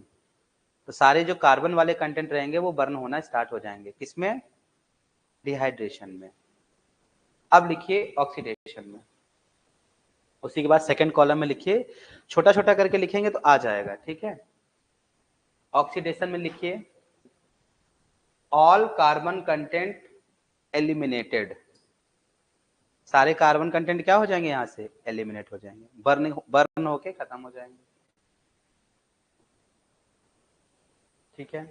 Second line में लिखिए ferrous converted into ferric, ferrous oxidation हो रहा है ना, फेरस आगे डैश बना के लिख लीजिएगा फेरिक, फेरस के आगे एक ऐसा तीर बना दीजिएगा, ये किस में कन्वर्ट हो जाता है, फेरिक में, ठीक है। अब लिखिए वेट्रिफिकेशन में, वेट्रिफिकेशन में लिखिए इट लुक लाइक, वेट्रिफिकेशन में लिखिए it look like red gloss structure, it look like red gloss structure, red मतलब लाल कलर का, ग्लॉस मतलब चमकदार, स्ट्रक्चर मतलब रेड ग्लॉस स्ट्रक्चर। ये समझ में आ गया तीनों चीज। पहली बात क्या बताया था, डिहाइड्रेशन, फिर से समझा देता हूं एक बार। डिहाइड्रेशन मीन्स व्हाट, कि आपके पास क्या होगा, पूरा का पूरा जितना भी अभी मॉइस्चर कंटेंट बचा है वो सारा खत्म होगा। डिहाइड्रेशन का मतलब यही होता है, जैसे आप डिहाइड्रेट हो जाते हो मीन्स व्हाट, कि आपका पूरा पानी बाहर चला गया। ऐसे डिहाइड्रेशन ऑफ ब्रिक मीन्स क्या हो जाएगा, पूरा ब्रिक का वाटर क्या हो गया है, रिमूव हो गया। ऑक्सीडेशन का मतलब क्या समझते हो, जितनी भी गैसेज हैं वो सारी बाहर निकल गई। और वेट्रिफिकेशन का मतलब आपने वो रेड कलर में क्या कर दिया, उसको जला दिया, बात खत्म। ये हो गई स्टेजेस, लेकिन ये होंगी कहाँ, इसको परफॉर्म करना पड़ेगा। तो अब मेथड ऑफ बर्निंग जब आप देखते हो तो मेथड ऑफ बर्निंग कितने तरीके की होती है हम ये समझते हैं। इसी में नेक्स्ट बनाइएगा मेथड ऑफ बर्निंग, उसी का टॉपिक है, ठीक है, अलग से टॉपिक नहीं है। तो मेथड ऑफ जब बर्निंग देखेंगे तो ये दो तरीके से आप बर्निंग कर सकते हैं। पहला किससे कर सकते हैं आप, क्लैंप से। ये थोड़ा सा बड़ा है, पहले मैं बना देता हूँ, फिर आप बनाइएगा। क्या होता है, दो तरीके से आप कर सकते हैं, एक क्लैंप बना सकते हैं, दूसरा आप क्या बना सकते हैं, क्लीन बना सकते हैं। पॉइंट ऑफ रेफरेंस सेम है, क्लैंप से क्लीन क्यों गए होंगे, बट ऑब्वियस सी बात है, हमें ज्यादा प्रोडक्शन चाहिए होगा, ज्यादा क्वालिटी चाहिए होगा, ठीक है, ज्यादा इफिशियंसी चाहिए होगी, है ना। अब ये जो क्लैंप होता है ये आप किसके लिए यूज करते हैं, ये यूज करेंगे स्मॉल प्रोडक्शन के लिए। किसके लिए यूज करेंगे आप इसको? स्मॉल प्रोडक्शन के लिए। साथ में जो इसकी क्वालिटी है, इसकी जो क्वालिटी ऑफ ब्रिक है, मैं थोड़ा छोटा छोटा लिख रहा हूँ क्योंकि मुझे बहुत ढेर सारी चीजें इसमें लिखनी है। जो क्वालिटी ऑफ ब्रिक्स है वो कितना है? 60%। और जो टाइम पीरियड है इसका, जो इसका टाइम पीरियड है वो आपके पास में कितना है? 6 मंथ्स। कितना है? 6 मंथ्स। मतलब 3 मंथ्स बर्निंग में, 3 मंथ्स कूलिंग में। अब ये जो क्लैंप है इसका दूसरा नाम भी है, उसको भी आप यहाँ लिख लेंगे। दूसरा नाम क्या है? इसको क्या बोलते हैं? पजावा। क्या बोलते हैं? पजावा हिंदी में बोलते हैं, कहीं कहीं इसका नाम है। इसमें गांव वगैरह में जो ब्रिक्स बनाते हैं ना, देखिए ध्यान से सुनिए। जैसे क्या है, जैसे एक शहर है जो बहुत दूर है और उसकी रिक्वायरमेंट सिर्फ 30 या 40,000 ब्रिक चाहिए उसको। अब उसको 30 to 40,000 ब्रिक अगर वो ट्रांसपोर्ट करके मंगाएगा तो जितने की ब्रिक नहीं है उतने का तो उसको खर्चा लग जाएगा। बट ऑब्वियस ये बात है, ट्रांसपोर्टेशन में पैसा लगता है। तो ऐसे केस में वो क्या करेगा? वही ब्रिक बनाना स्टार्ट कर देगा। जो भी उसके पास पर्टिकुलर क्ले है उसी को क्या करेगा? मॉडिफाई करेगा और उससे ब्रिक बनाएगा। तो उसको जो जलाने के लिए सिस्टम जनरेट किया जाता है उसको क्या बोलते हैं आप? क्लैंप बोलते हैं। क्या बोलते हैं? क्लैंप। ये देखिए कैसे करता है। ये करता ऐसे है कि पहले ये ग्राउंड को क्या करेगा? 10 डिग्री एंगल पे इसके वेट कर देगा। कितने डिग्री पे? 10 डिग्री के इंक्लिनेशन पे क्या करेगा? इसको एक ऐसा एक्सकेवेशन बना देगा। ठीक है। उसके बाद क्या करेगा? इसमें हम क्या करेंगे? पूरे ब्रिक को भरना स्टार्ट कर देंगे। कैसे? देखिए ध्यान से, सब लोग देखिए, बहुत इजी है, समझ में आ जाएगा। इसमें हम क्या करते हैं? पहले क्या करते हैं? आप फ्यूल रख देते हैं। फ्यूल मतलब घास फूस रख दीजिए, है ना, काऊ डग रख दीजिए, लकड़ी रख दीजिए, फ्यूल की लेयर आप बना दीजिए पूरे जगह। मतलब इन सारे जगह पे क्या कर दीजिए? फ्यूल की लेयर भर दीजिए। और फ्यूल की लेयर भरने के बाद तुरंत इसके ऊपर क्या करिए? एक ब्रिक की लेयर लगा दीजिए। फ्यूल की लेयर भरने के बाद क्या चीज करिए? इसके अंदर आप ब्रिक की लेयर लगा दीजिए। देखिए ये ब्रिक की लेयर लगा दी मैंने, है ना। क्या हो गया? देखिए 1 2 3 4 5 6 7 8 9 10, ये ब्रिक की लेयर। ऐसे एक लेयर तैयार किया। उसके बाद फिर हमने क्या किया इसके ऊपर? फिर हमने इसके ऊपर फ्यूल की लेयर लगा दी। ठीक है। और फिर इसके ऊपर हमने हमने हमने क्या किया? ब्रिक की लेयर लगा दी, है ना। तो ऐसे करते करते करते करते हमने इसकी क्या क्या बना ली? एक पर्टिकुलर क्या बना ली? इसकी हाइट बना ली। ठीक है। मतलब हमने क्या किया? ऐसे फ्यूल लेयर, फ्यूल की लेयर, ब्रिक की लेयर, फ्यूल की लेयर, ब्रिक की लेयर करके पूरा एक हाइट का क्या कर लिया हमने? सिस्टम तैयार। और इस सिस्टम को बाद में हमने क्या किया? किसी सीलेंट से कवर कर दिया। किसी सीलेंट से कवर कर दिया मतलब किससे? मिट्टी से हमने क्या कर दिया? इसको पूरा का पूरा को क्या कर दिया? हमने ढक दिया। ठीक है। इसकी जो हाइट होती है ये होती है 2 से 3 मीटर। कितनी हाइट है इसकी? 2 से लेके 3 मीटर इसकी क्या है? पूरी हाइट। ये पूरा कवर है ना, मीन्स दैट इसके अंदर क्या चीज भरा भरा भरा हुआ है? फ्यूल भरा हुआ है। और क्या भरा? फ्यूल में क्या है? घास फूस, है ना। जैसे राइस का बचा हुआ राइस घास, है ना, ये सब भर दिया और लेयर लगा के अब हमने क्या किया? इसको ढक दिया, बाहर से पूरा कवर कर दिया। बाहर से ओपन नहीं है, इससे गाय के गोबर से या फिर मिट्टी से हमने क्या किया? इसको चारों तरफ से कवर कर दिया। उसके बाद इसको हमने क्या किया? यहाँ आग लगा दी। क्या कर दी? इसको फायर कर दिया। तो क्या होगा? ध्यान से समझिए। अब ये धीरे धीरे जितना भी फायर है, जितना भी ये फ्यूल लगा हुआ है, ये जलते जलते जलते जलते कहाँ जाएगा? अपवर्ड डायरेक्शन में जाएगा। तो बॉटम में तो हमेशा फायर रहेगा। बट ऑब्वियस सी बात है, क्या बॉटम में तो हमेशा फायर रहेगा। तो यहाँ की जो ब्रिक रहेंगी वो कैसी हो जाएंगी? ओवरबर्न हो जाएगी, बहुत ज्यादा जल जाएगी। तो ये सारी ब्रिक क्या हो जाएगी? खराब हो जाएगी। फिर धीरे धीरे बीच में होगा, हो सकता है ऊपर तक टेम्परेचर क्या हो जाए? बहुत कम हो जाए। तो ऊपर वाली ब्रिक क्या रह जाएगी? अंडरबर्न रह जाएगी। इसीलिए क्वालिटी कितनी कितनी हो जाती है इसकी? समझ गए 60% क्यों क्यों हुआ? बिकॉज ऑफ दैट कुछ क्या हो जाएगी? ओवरबर्न हो जाएगी और कुछ क्या हो जाएगी? अंडरबर्न हो जाएगी। तो इसीलिए इसको हम कहाँ यूज करते हैं? स्मॉल प्रोडक्शन में इसको हम यूज करते हैं। ठीक है। अब हम बात करते हैं किसकी? क्लीन की, है ना। जब आप क्लीन की बात करते हैं तो क्लीन दो तरीके से आप बना सकते हैं। ठीक है। अगर आप क्लीन की बात करेंगे तो क्लीन को मैं दो तरीके से बना सकता हूँ। कैसे? ध्यान से समझिए। क्लीन को बनाना है तो मैं इसकी दो तरीके से कंस्ट्रक्शन कर सकता हूँ। नंबर 1, आप बनाइए इंटरमिटेंट क्लीन। कैसे बनाइए? इंटरमिटेंट क्लीन बनाइए। ठीक है। दूसरा आप बनाइए कैसा? कॉन्टिन्यूअस क्लीन बनाइए। कैसा बनाइए? Continuous clean. अब ये कहानी क्या है सर? इसकी क्या बला है? इंटरमिटेंट मतलब क्या होता है कि एक पर्टिकुलर इंटरवल पे कोई काम हो। जैसे आपके यहाँ वाटर सप्लाई आता है ना, वाटर सप्लाई हो सकता है मे बी कि आपके यहाँ रेगुलर हो, बट ऐसा सब शहर में नहीं होता है। आज पानी आएगा तो कल नहीं आएगा, परसों आएगा, फिर परसों नहीं आएगा, उसके अगले दिन आएगा। मीन्स दैट कि एक एक दिन पे क्या होगा, ये रुक रुक के आएगा। तो इसको आप बोलते हैं इंटरमिटेंट सिस्टम, ठीक है। लेकिन जब नल खोलो तब पानी आए तो उसको आप क्या बोलेंगे, कंटिन्यूअस सिस्टम। तो ऐसे ही आपको क्या करना है, क्लीन भी बनाना है। चलिए ठीक है, ध्यान समझते हैं। अब ये क्लीन किसके लिए, बट ऑब्वियस सी बात है किसके लिए होगा, लार्ज प्रोडक्शन के लिए, है ना।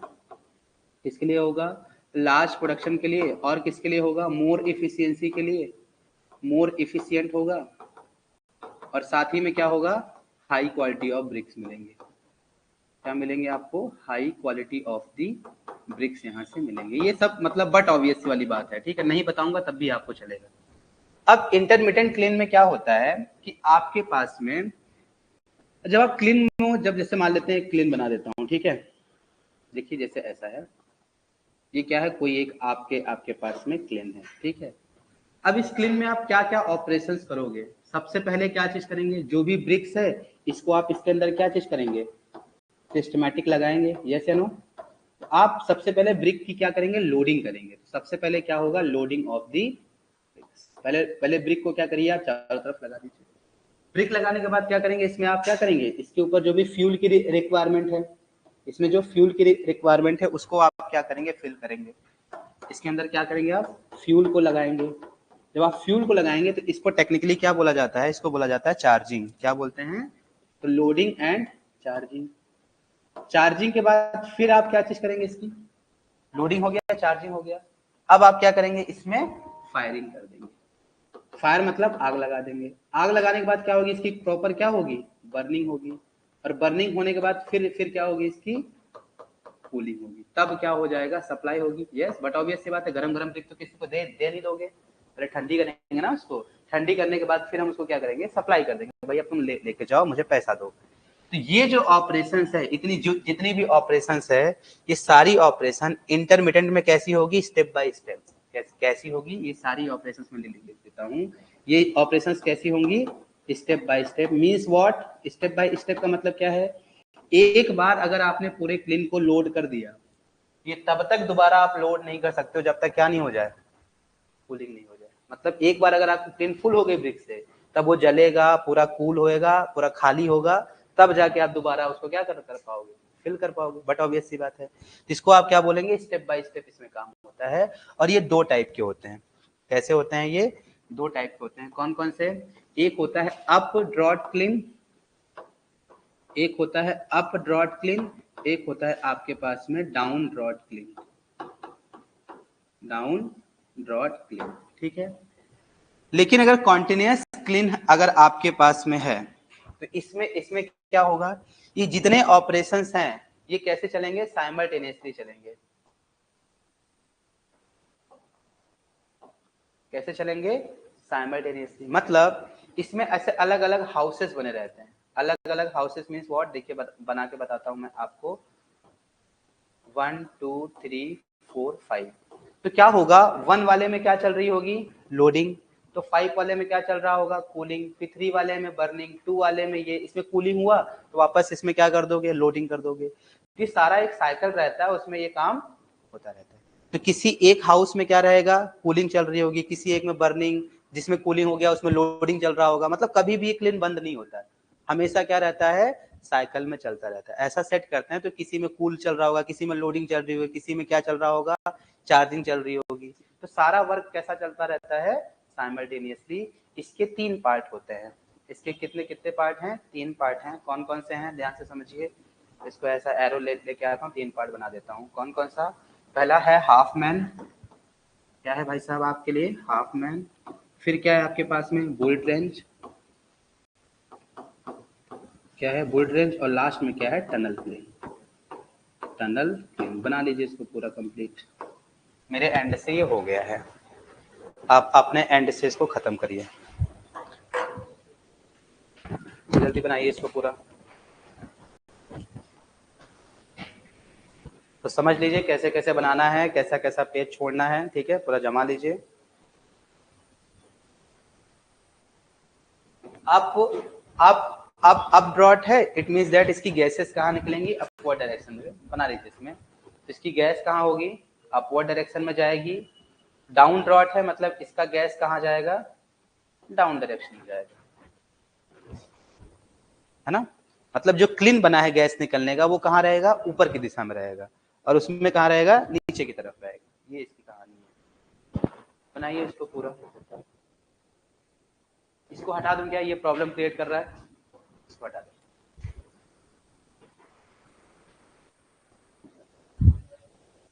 हाइट कितना है, 2 से 3 मीटर, ठीक है। जो चीज नहीं नहीं दिख रही है उसको आप लिख लीजिएगा।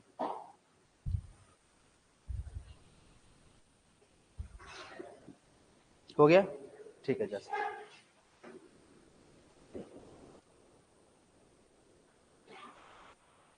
जमाइए इसको पूरा फटाक से।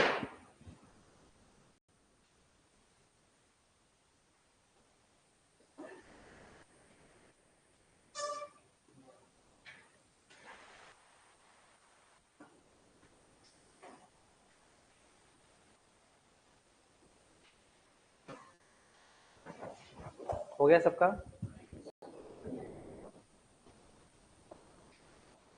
ये बुल ट्रेंच है, ठीक है, इसको अच्छे से लिख लीजिए। BULL बुल ट्रेंच,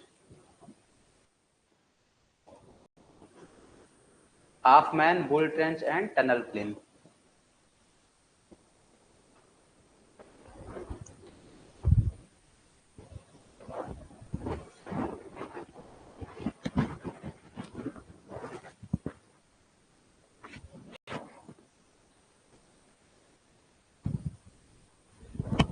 क्या चीज, साइमल्टेनियसली, कंटिन्यूअस प्लेन, साइमल्टेनियसली मतलब लगातार कुछ न कुछ काम उसमें चल ही रहा है।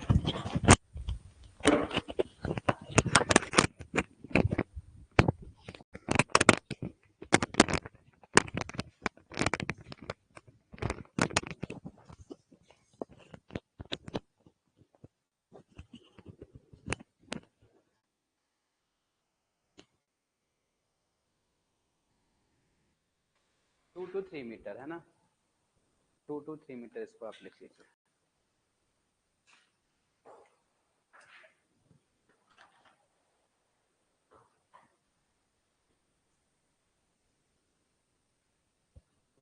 Up draught and down draught ये लिखा हुआ है, जिसमें गैसेस ऊपर की तरफ जाएगी, ब्रैकेट में लिख लीजिएगा, और डाउन ड्रॉट में गैसेस नीचे की तरफ जाएगी।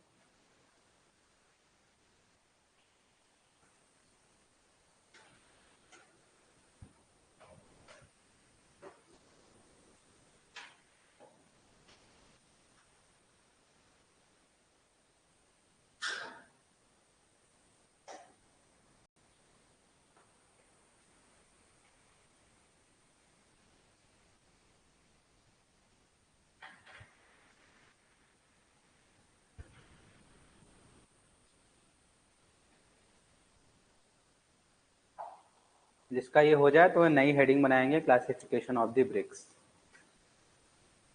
नई हेडिंग बनाइए, क्लासिफिकेशन ऑफ द ब्रिक्स।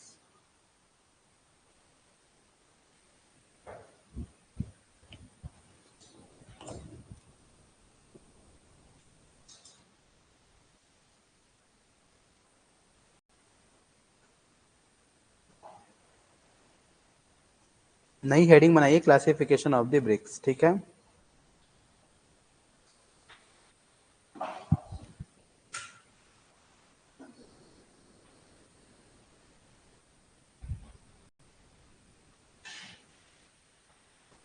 ठीक है, डन, वो सबका हो गया, इधर हो गया, उधर सर हो गया सबका। चलिए देखिए, नेक्स्ट नंबर बनाइए, डन हो गया सबका, ठीक है, हो गया। नेक्स्ट नंबर डालिए, क्लासिफिकेशन ऑफ द ब्रिक्स। ये बहुत इंपॉर्टेंट है आपके लिए, है ना। नाउ डेज अभी WRD में एक क्वेश्चन भी आया था इसका, है ना, क्लासिफिकेशन से क्वेश्चन आया था ना। अभी 2 क्वेश्चन आपको मैंने WRD करा दिए इसमें, एक एल्कलीज वाला उसका भी आया था, और एक आपके पास में अब ये जो क्लासिफिकेशन कराऊंगा उसमें मिलेगा, ठीक है।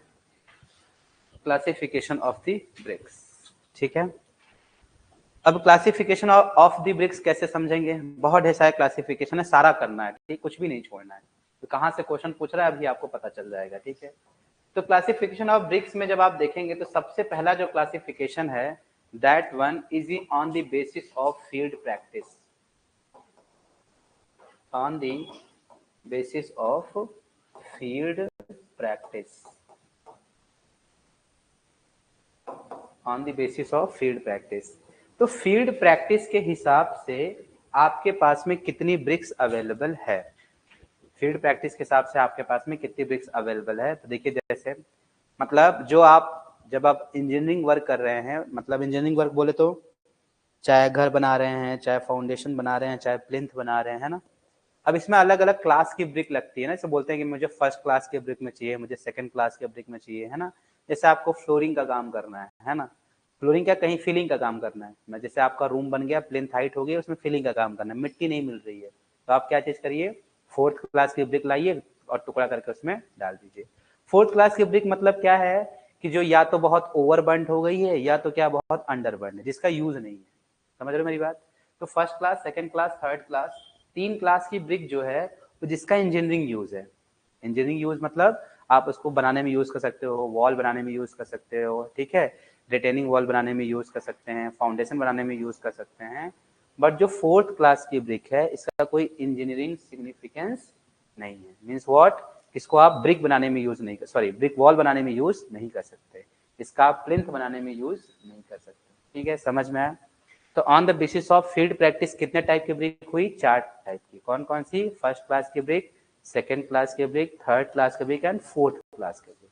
ठीक है, फर्स्ट क्लास के ब्रिक कहाँ यूज करेंगे, इंजीनियरिंग पर्पसेस में, लाइक व्हाट कि आप क्या बना लीजिए, सुपर स्ट्रक्चर वर्क कर लीजिए, ठीक है, मतलब आपके दीवार वगैरह बना लीजिए। सेकेंड क्लास की ब्रिक ये भी रेवलेंट है, इससे भी आप सुपर स्ट्रक्चर का काम कर सकते हैं, थर्ड क्लास से भी कर सकते हैं, कोई इशू नहीं है इसमें, ठीक है। बट देखिए कि आपको पार्टीशन वॉल बनाना है कि लोड बेयरिंग वॉल बनाना है, ठीक है। लेकिन जो फोर्थ क्लास ब्रिक है ये कैसी ब्रिक है, या तो ओवरबर्न्ड है, एकदम जल गई, टेढ़ी मेढ़ी हो गई है, या तो अंडरबिंट है, येलो कलर की है कि हाथ लगाते ही क्या हो जा रही है, टूट जा रही है। तो ऐसी ब्रिक को आप कहाँ यूज करेंगे, फिलिंग वर्क में आप यूज कर लेंगे। ऐसा आप इसको लिख लीजिए on the basis of field practice. पहले ऐसे लिख लीजिए, फर्स्ट क्लास ब्रिक, देखिए मैं बता रहा हूँ कैसे लिखेंगे, सेकेंड क्लास ब्रिक और थर्ड क्लास ब्रिक। इसका क्या है सर, इंजीनियरिंग यूज है, तो मीन्स व्हाट, इसका WAC होगा और इसका क्या होगा, स्ट्रेंथ होगा। तो इनका WAC लिख लीजिए और इनका क्या लिख लीजिए, स्ट्रेंथ। और इस पे भी एक क्वेश्चन फंसाता है SSC JEE, और आप सारे बच्चे लोग कंफ्यूज हैं, जितनी जितनी कम्युनिटी है स्टूडेंट्स की, सारी कंफ्यूज है कि सर ये कैसे हो रहा है, हमें समझ नहीं आ रहा, ठीक है। उसका भी एक सोल्यूशन है। फर्स्ट क्लास की ब्रिक है जो उसका वाटर एब्जॉर्प्शन कैपेसिटी है वो 12 to 15% है।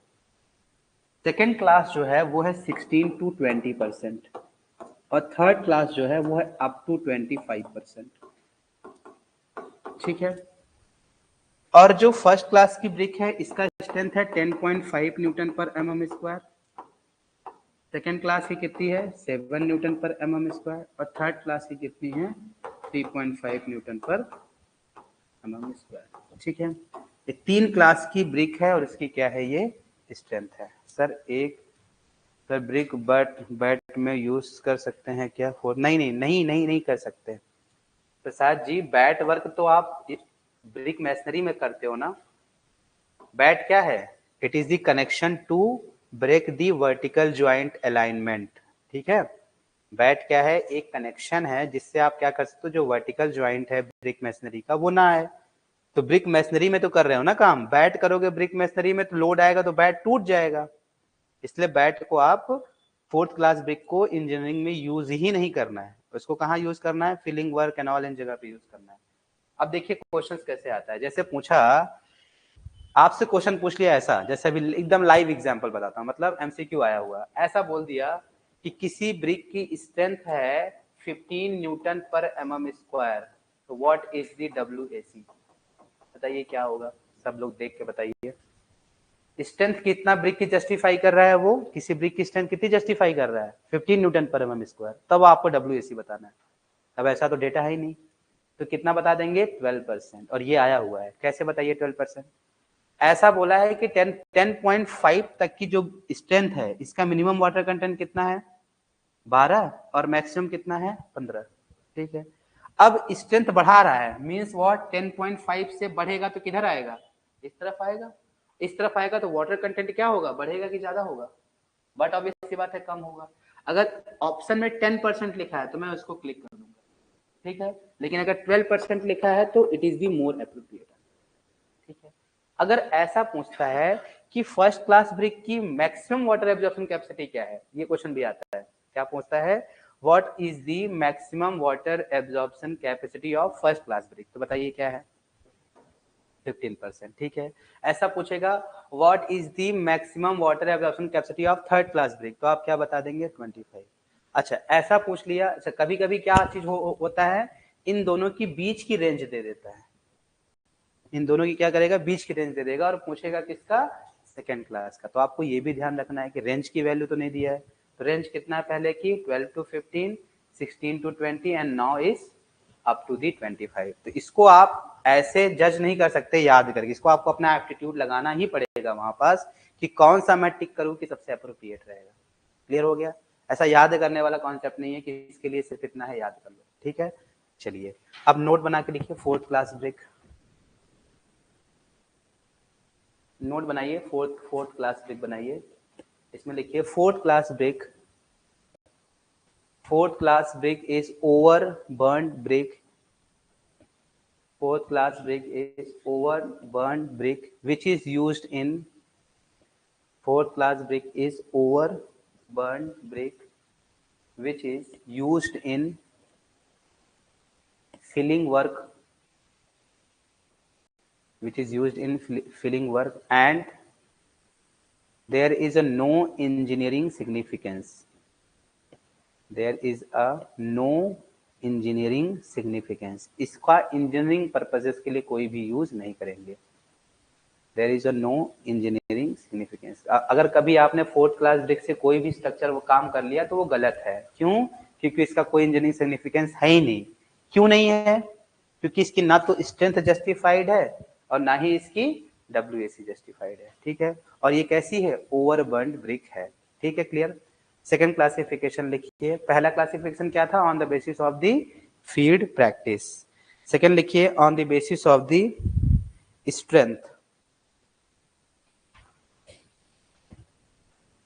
सेकेंड डालिए on the basis of the strength, है ना। तो अगर आप स्ट्रेंथ के बेसिस पे देखेंगे तो आगे लिख लीजिए IS कोड IS 1077। कौन से कोड ने इसको स्ट्रेंथ को जस्टिफाई किया है? IS 1077। एक तरफ बना लीजिएगा क्लास ऑफ ब्रिक और दूसरी तरफ बना लीजिएगा स्ट्रेंथ। एक तरफ बनाइए क्लास ऑफ ब्रिक, दूसरी तरफ क्या बनाइए? स्ट्रेंथ, ठीक है। चलिए लिखिए फटाफट, क्लास लिखिए, मैं बोलता जाऊंगा और आप लिखते जाएंगे। 35, 30, 20 ऐसा आप लिखते जाइए, ठीक है। 35 है ना, उसके बाद 30, फिर 25। अच्छा 35 क्लास की ब्रिक है तो स्ट्रेंथ कितनी होगी? 35 न्यूटन पर mm²। बनाते जाइए इसको, ठीक है। 35, 30 एंड 25 बनाइए, इतना तीन पहले बनाइए।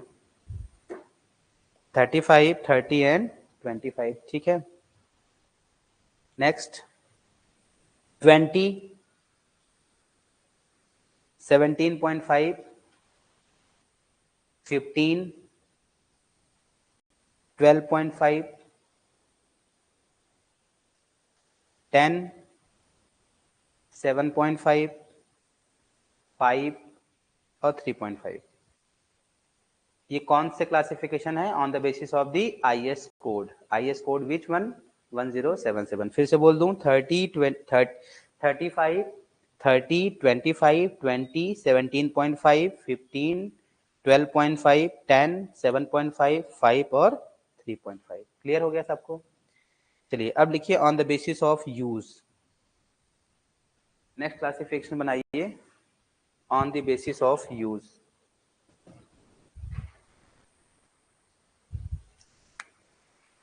On the basis of use में तीन है। पहला लिख लीजिए कॉमन ब्रिक्स, फिर उसके बाद फेसिंग ब्रिक्स और इंजीनियरिंग ब्रिक्स, ऐसा नाम लिख लीजिए। पहला क्या है? कॉमन ब्रिक्स, दूसरा नंबर क्या होगा? फेसिंग ब्रिक्स, और तीसरा नंबर है क्या है? इंजीनियरिंग ब्रिक, ठीक है।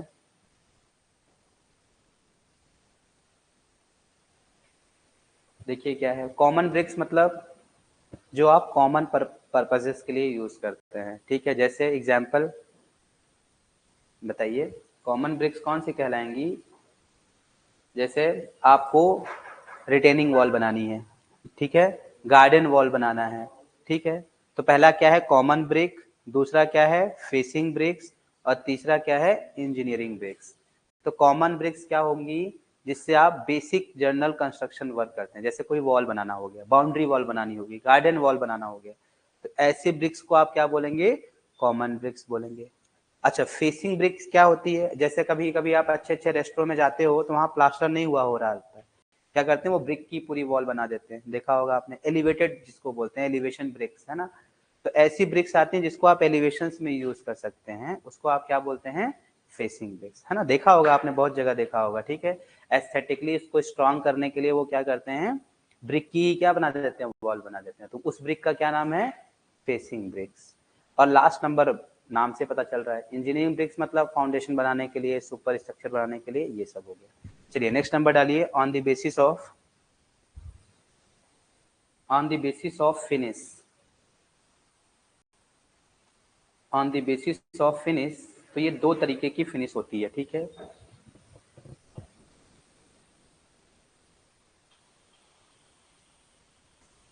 ठीक है, दो तरीके की फिनिश है, on the basis of finish, ठीक है।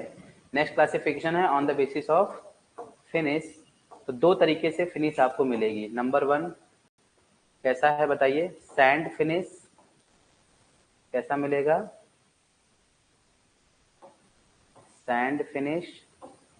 और दूसरे का नाम है रूसी फिनिश, RUSHI, है ना, रूसी फिनिश। क्या है दोनों में अंतर? फिनिश मतलब समझते हो, जो इसकी सरफेस पे जो टेक्सचर्स होते हैं उन्हीं उन्हीं को क्या बोलते हैं? फिनिशिंग, है ना। तो जो सैंड फिनिश रहेगा, इसका टेक्सचर्स कैसा रहेगा? इसका टेक्सचर कैसा रहेगा? सैंड लाइक रहेगा। कैसा रहेगा? Sand like. मतलब जैसे सैंड होते हैं ना, तो पूरे ब्रिक पे क्या रहेगा? सैंड लाइक टेक्सचर्स बने रहेंगे। इसको कौन सा बोलेंगे? सैंड फिनिश ब्रिक बोलेंगे। और रूसी फिनिश क्या होता है? इस पे मैकेनिकली टेक्सचर्स बनाते हैं, ठीक है। कैसा रहेगा? मैकेनिकली टेक्सचर्ड रहेंगे, मतलब कोई डिजाइन बनी रहेगी, ठीक है। देखा होगा कोई ऐसी ब्रिक्स आती है जिसमें हाथी घोड़े बने रहते हैं, मैकेनिकली टेक्सचर्ड रहेंगे, ठीक है। तो मैकेनिकली अगर आप टेक्सचर डाल रहे हो तो उसको आप क्या बोलेंगे? मशीन से, जैसे CNC अच्छी डिजाइन बना दी, जैसे देखा होगा कहीं पास मंदिर वगैरह में लगा रहता है, जो टेम्पल्स में ब्रिक्स लगी रहती है उसमें अलग से डिजाइन बने, फ्लावर्स बने रहते हैं उसमें। तो अगर आपने किसी ब्रिक के सरफेस पे मैकेनिकली मशीन से कोई टेक्सचर डाल दिया है तो उसको क्या बोलेंगे हम?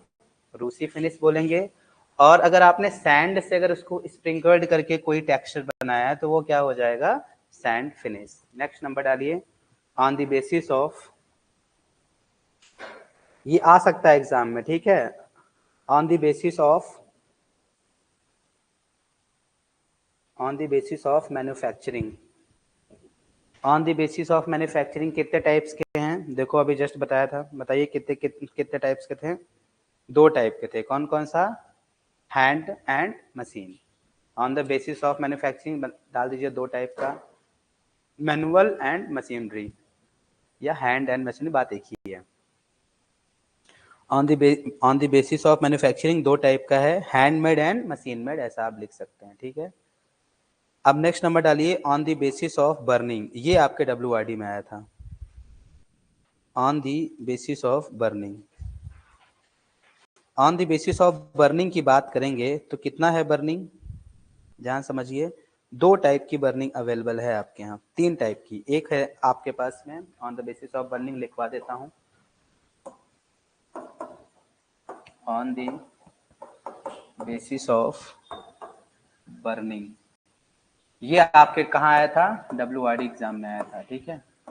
ये देख लो कहाँ से पूछा था, इतनी दूर से क्वेश्चन ले आए थे वो लोग। पहला होता है पैल फिनिश, दूसरा है बॉडी बर्निंग, और दूसरा क्या है? Arch burning. इसको ऐसा बना लीजिए, पैल फिनिश को बोलते हैं अनबर्न्ड ब्रिक। क्या बोलते हैं? ये टेक्निकल नाम है सब। अनबर्न्ड ब्रिक को क्या बोलेंगे? पैल ब्रिक्स।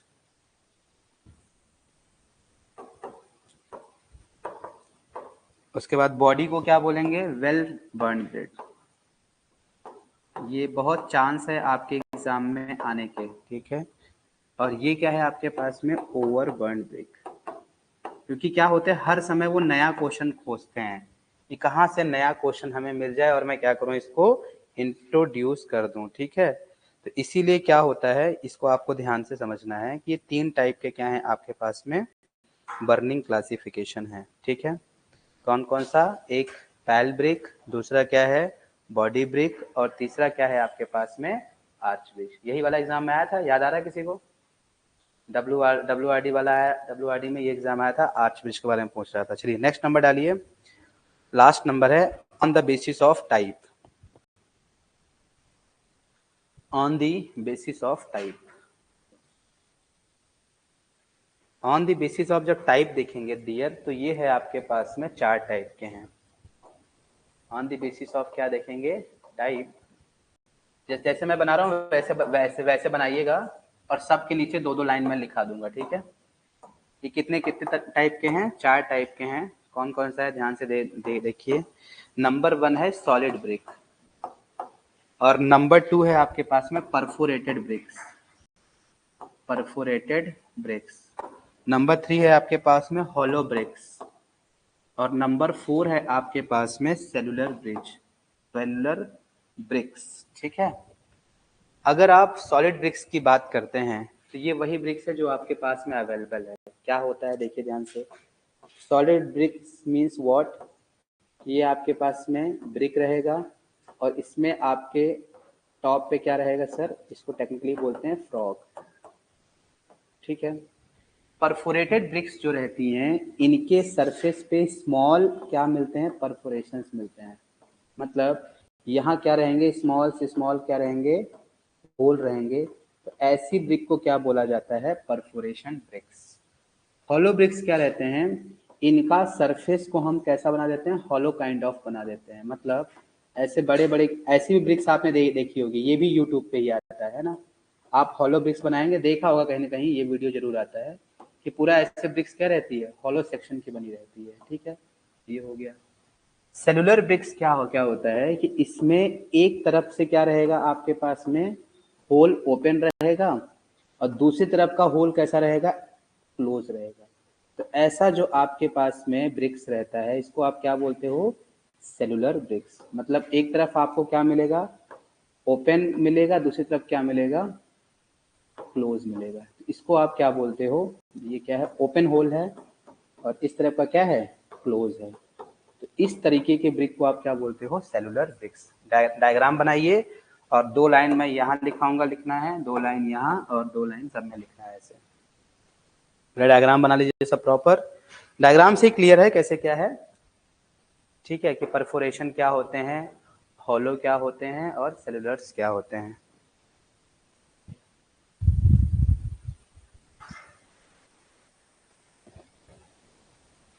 डायग्राम बनाइए, जैसे डायग्राम हो जाए तो फिर बताना, तो फिर मैं आपको सॉलिड ब्रिक के बारे में 2 लाइन लिखाऊंगा।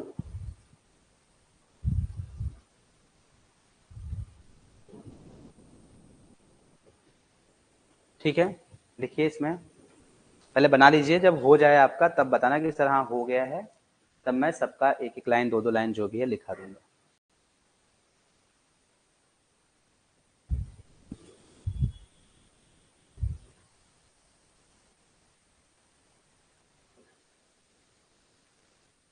डन हो गया सबका, इधर इधर इधर इधर फटाफट बनाइए, सारा डायग्राम बनाइए। क्लासिफिकेशन के बाद हम पढ़ेंगे टेस्ट ऑन ब्रिक्स, फिर उसके बाद डिफेक्ट, फिर ये खत्म हो जाएगा, ठीक है। जे एग्जाम के लिए इतना सफिशियंट है आपके लिए।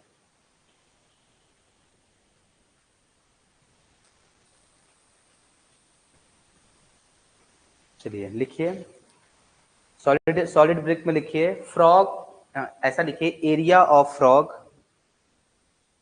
area of frog should not exceed 25% of the, should not exceed 25% of the brick volume, ठीक है। ये हो गया आपके सॉलिड सॉलिड वाले में। अब लिखिए किसमें, परफोरेटेड वाले में लिखिए।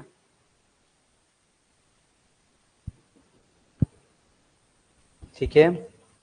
होल्स में एक्सीड ऐसा लिखिएगा, होल स्मॉल होल ऐसा लिखिए, स्मॉल होल में exceed 25% of total volume of the BRICS.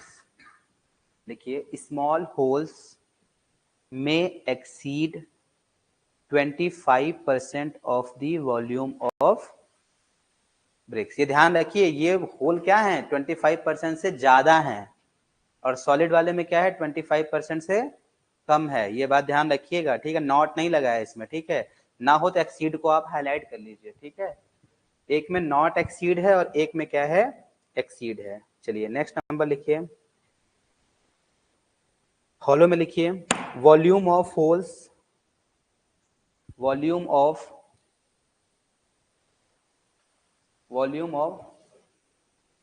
Holes में exceed 25% of volume of bricks. ये भी क्या होगा 25% ऑफ वॉल्यूम ऑफ ब्रिक्स से क्या होगा, एक्सीड होगा, ठीक है।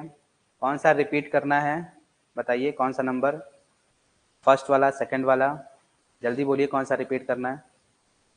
परफोरेटेड वाला रिपीट करूँ कि सॉलिड वाला करूँ कि पूरा करूँ। पहला क्या है देखिए, मैं ही लिख देता हूँ। इसमें क्या एकदम शॉर्ट फॉर्म में लिखिए ना, क्या दिक्कत है। इसमें जो फ्रॉग है वो क्या है, should not exceed what 25% of volume of BRICS. इतना तो अब आप लिखना सिखा ही दिया हूँ आपको कि आप लिखेंगे कैसे। इसमें क्या है, जो होल्स हैं, जो स्मॉल होल हैं, जो इस स्मॉल होल हैं वो क्या होंगे, एक्सीड कर जाएंगे किससे, 25% of the volume of BRICS. और सेम ऐसे यहाँ भी जो ये हॉलो होल्स हैं, यहाँ भी जो ये हॉलो होल्स हैं, ये भी क्या होंगे, एक्सीड कर जाएंगे किससे, 25% of the volume of the bricks. तो स्टेटमेंट कैसे भी बोला जाए उसको आप अपने भाषा में ऐसे लिख सकते हैं। और इसमें लिखिए, इस बारे में लिखिए ध्यान से, लास्ट वाला, होल में एक्सीड 20% ऑफ दी होल में exceed 20% of the volume of brick.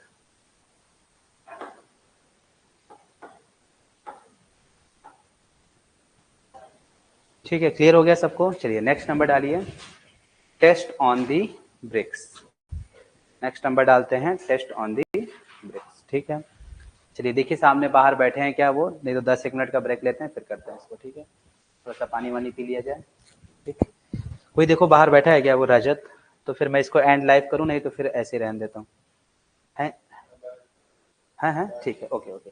तो ठीक है, एक 15 मिनट का ब्रेक ले लें क्या, ठीक है, क्योंकि टेस्ट ऑन ब्रेक बहुत बड़ा है, अभी पढ़ाऊंगा तो आपको समझ में नहीं आएगा, ठीक है। इसको याद भी करना है ना, ठीक है। तो एक 10 मिनट का ब्रेक ले लेते हैं, ज़्यादा टाइम नहीं लेते हैं, सवा 12 से फिर 10 से 15 मिनट का ब्रेक दे देता हूँ सर, ठीक है। जा रहे हो क्या आप, नहीं, हाँ तो 15 मिनट का ब्रेक देते हैं, ज़्यादा टाइम नहीं है। सेकंड पॉइंट रिपीट क्या लिख दिया है पूजा जी, पूरा लिख दिया, नोट कर लो, ठीक है। तो एक 15 मिनट का हम ब्रेक ले लेते हैं, ठीक है, 15 मिनट्स का सिर्फ एक छोटू सा ब्रेक। उसके बाद फिर हम क्या करेंगे, स्टार्ट करेंगे। सब लोग जाना मत, यहीं आसपास ही रहना अपने टेबल के, थोड़ा पानी वानी पी लो अच्छे से, उसके बाद जो पढ़ा है उसको देख लो, देन हम वी स्टार्ट दी, ठीक है। चलिए तो मैं अभी एंड लाइव करता हूँ, है ना। 10-15 मिनट का ब्रेक लेते हैं, फिर हम करते हैं टेस्ट ऑन द ब्रेक, ठीक है। क्लियर है, यस या नो। चलिए तो अभी मैं एंड लाइव करता हूँ।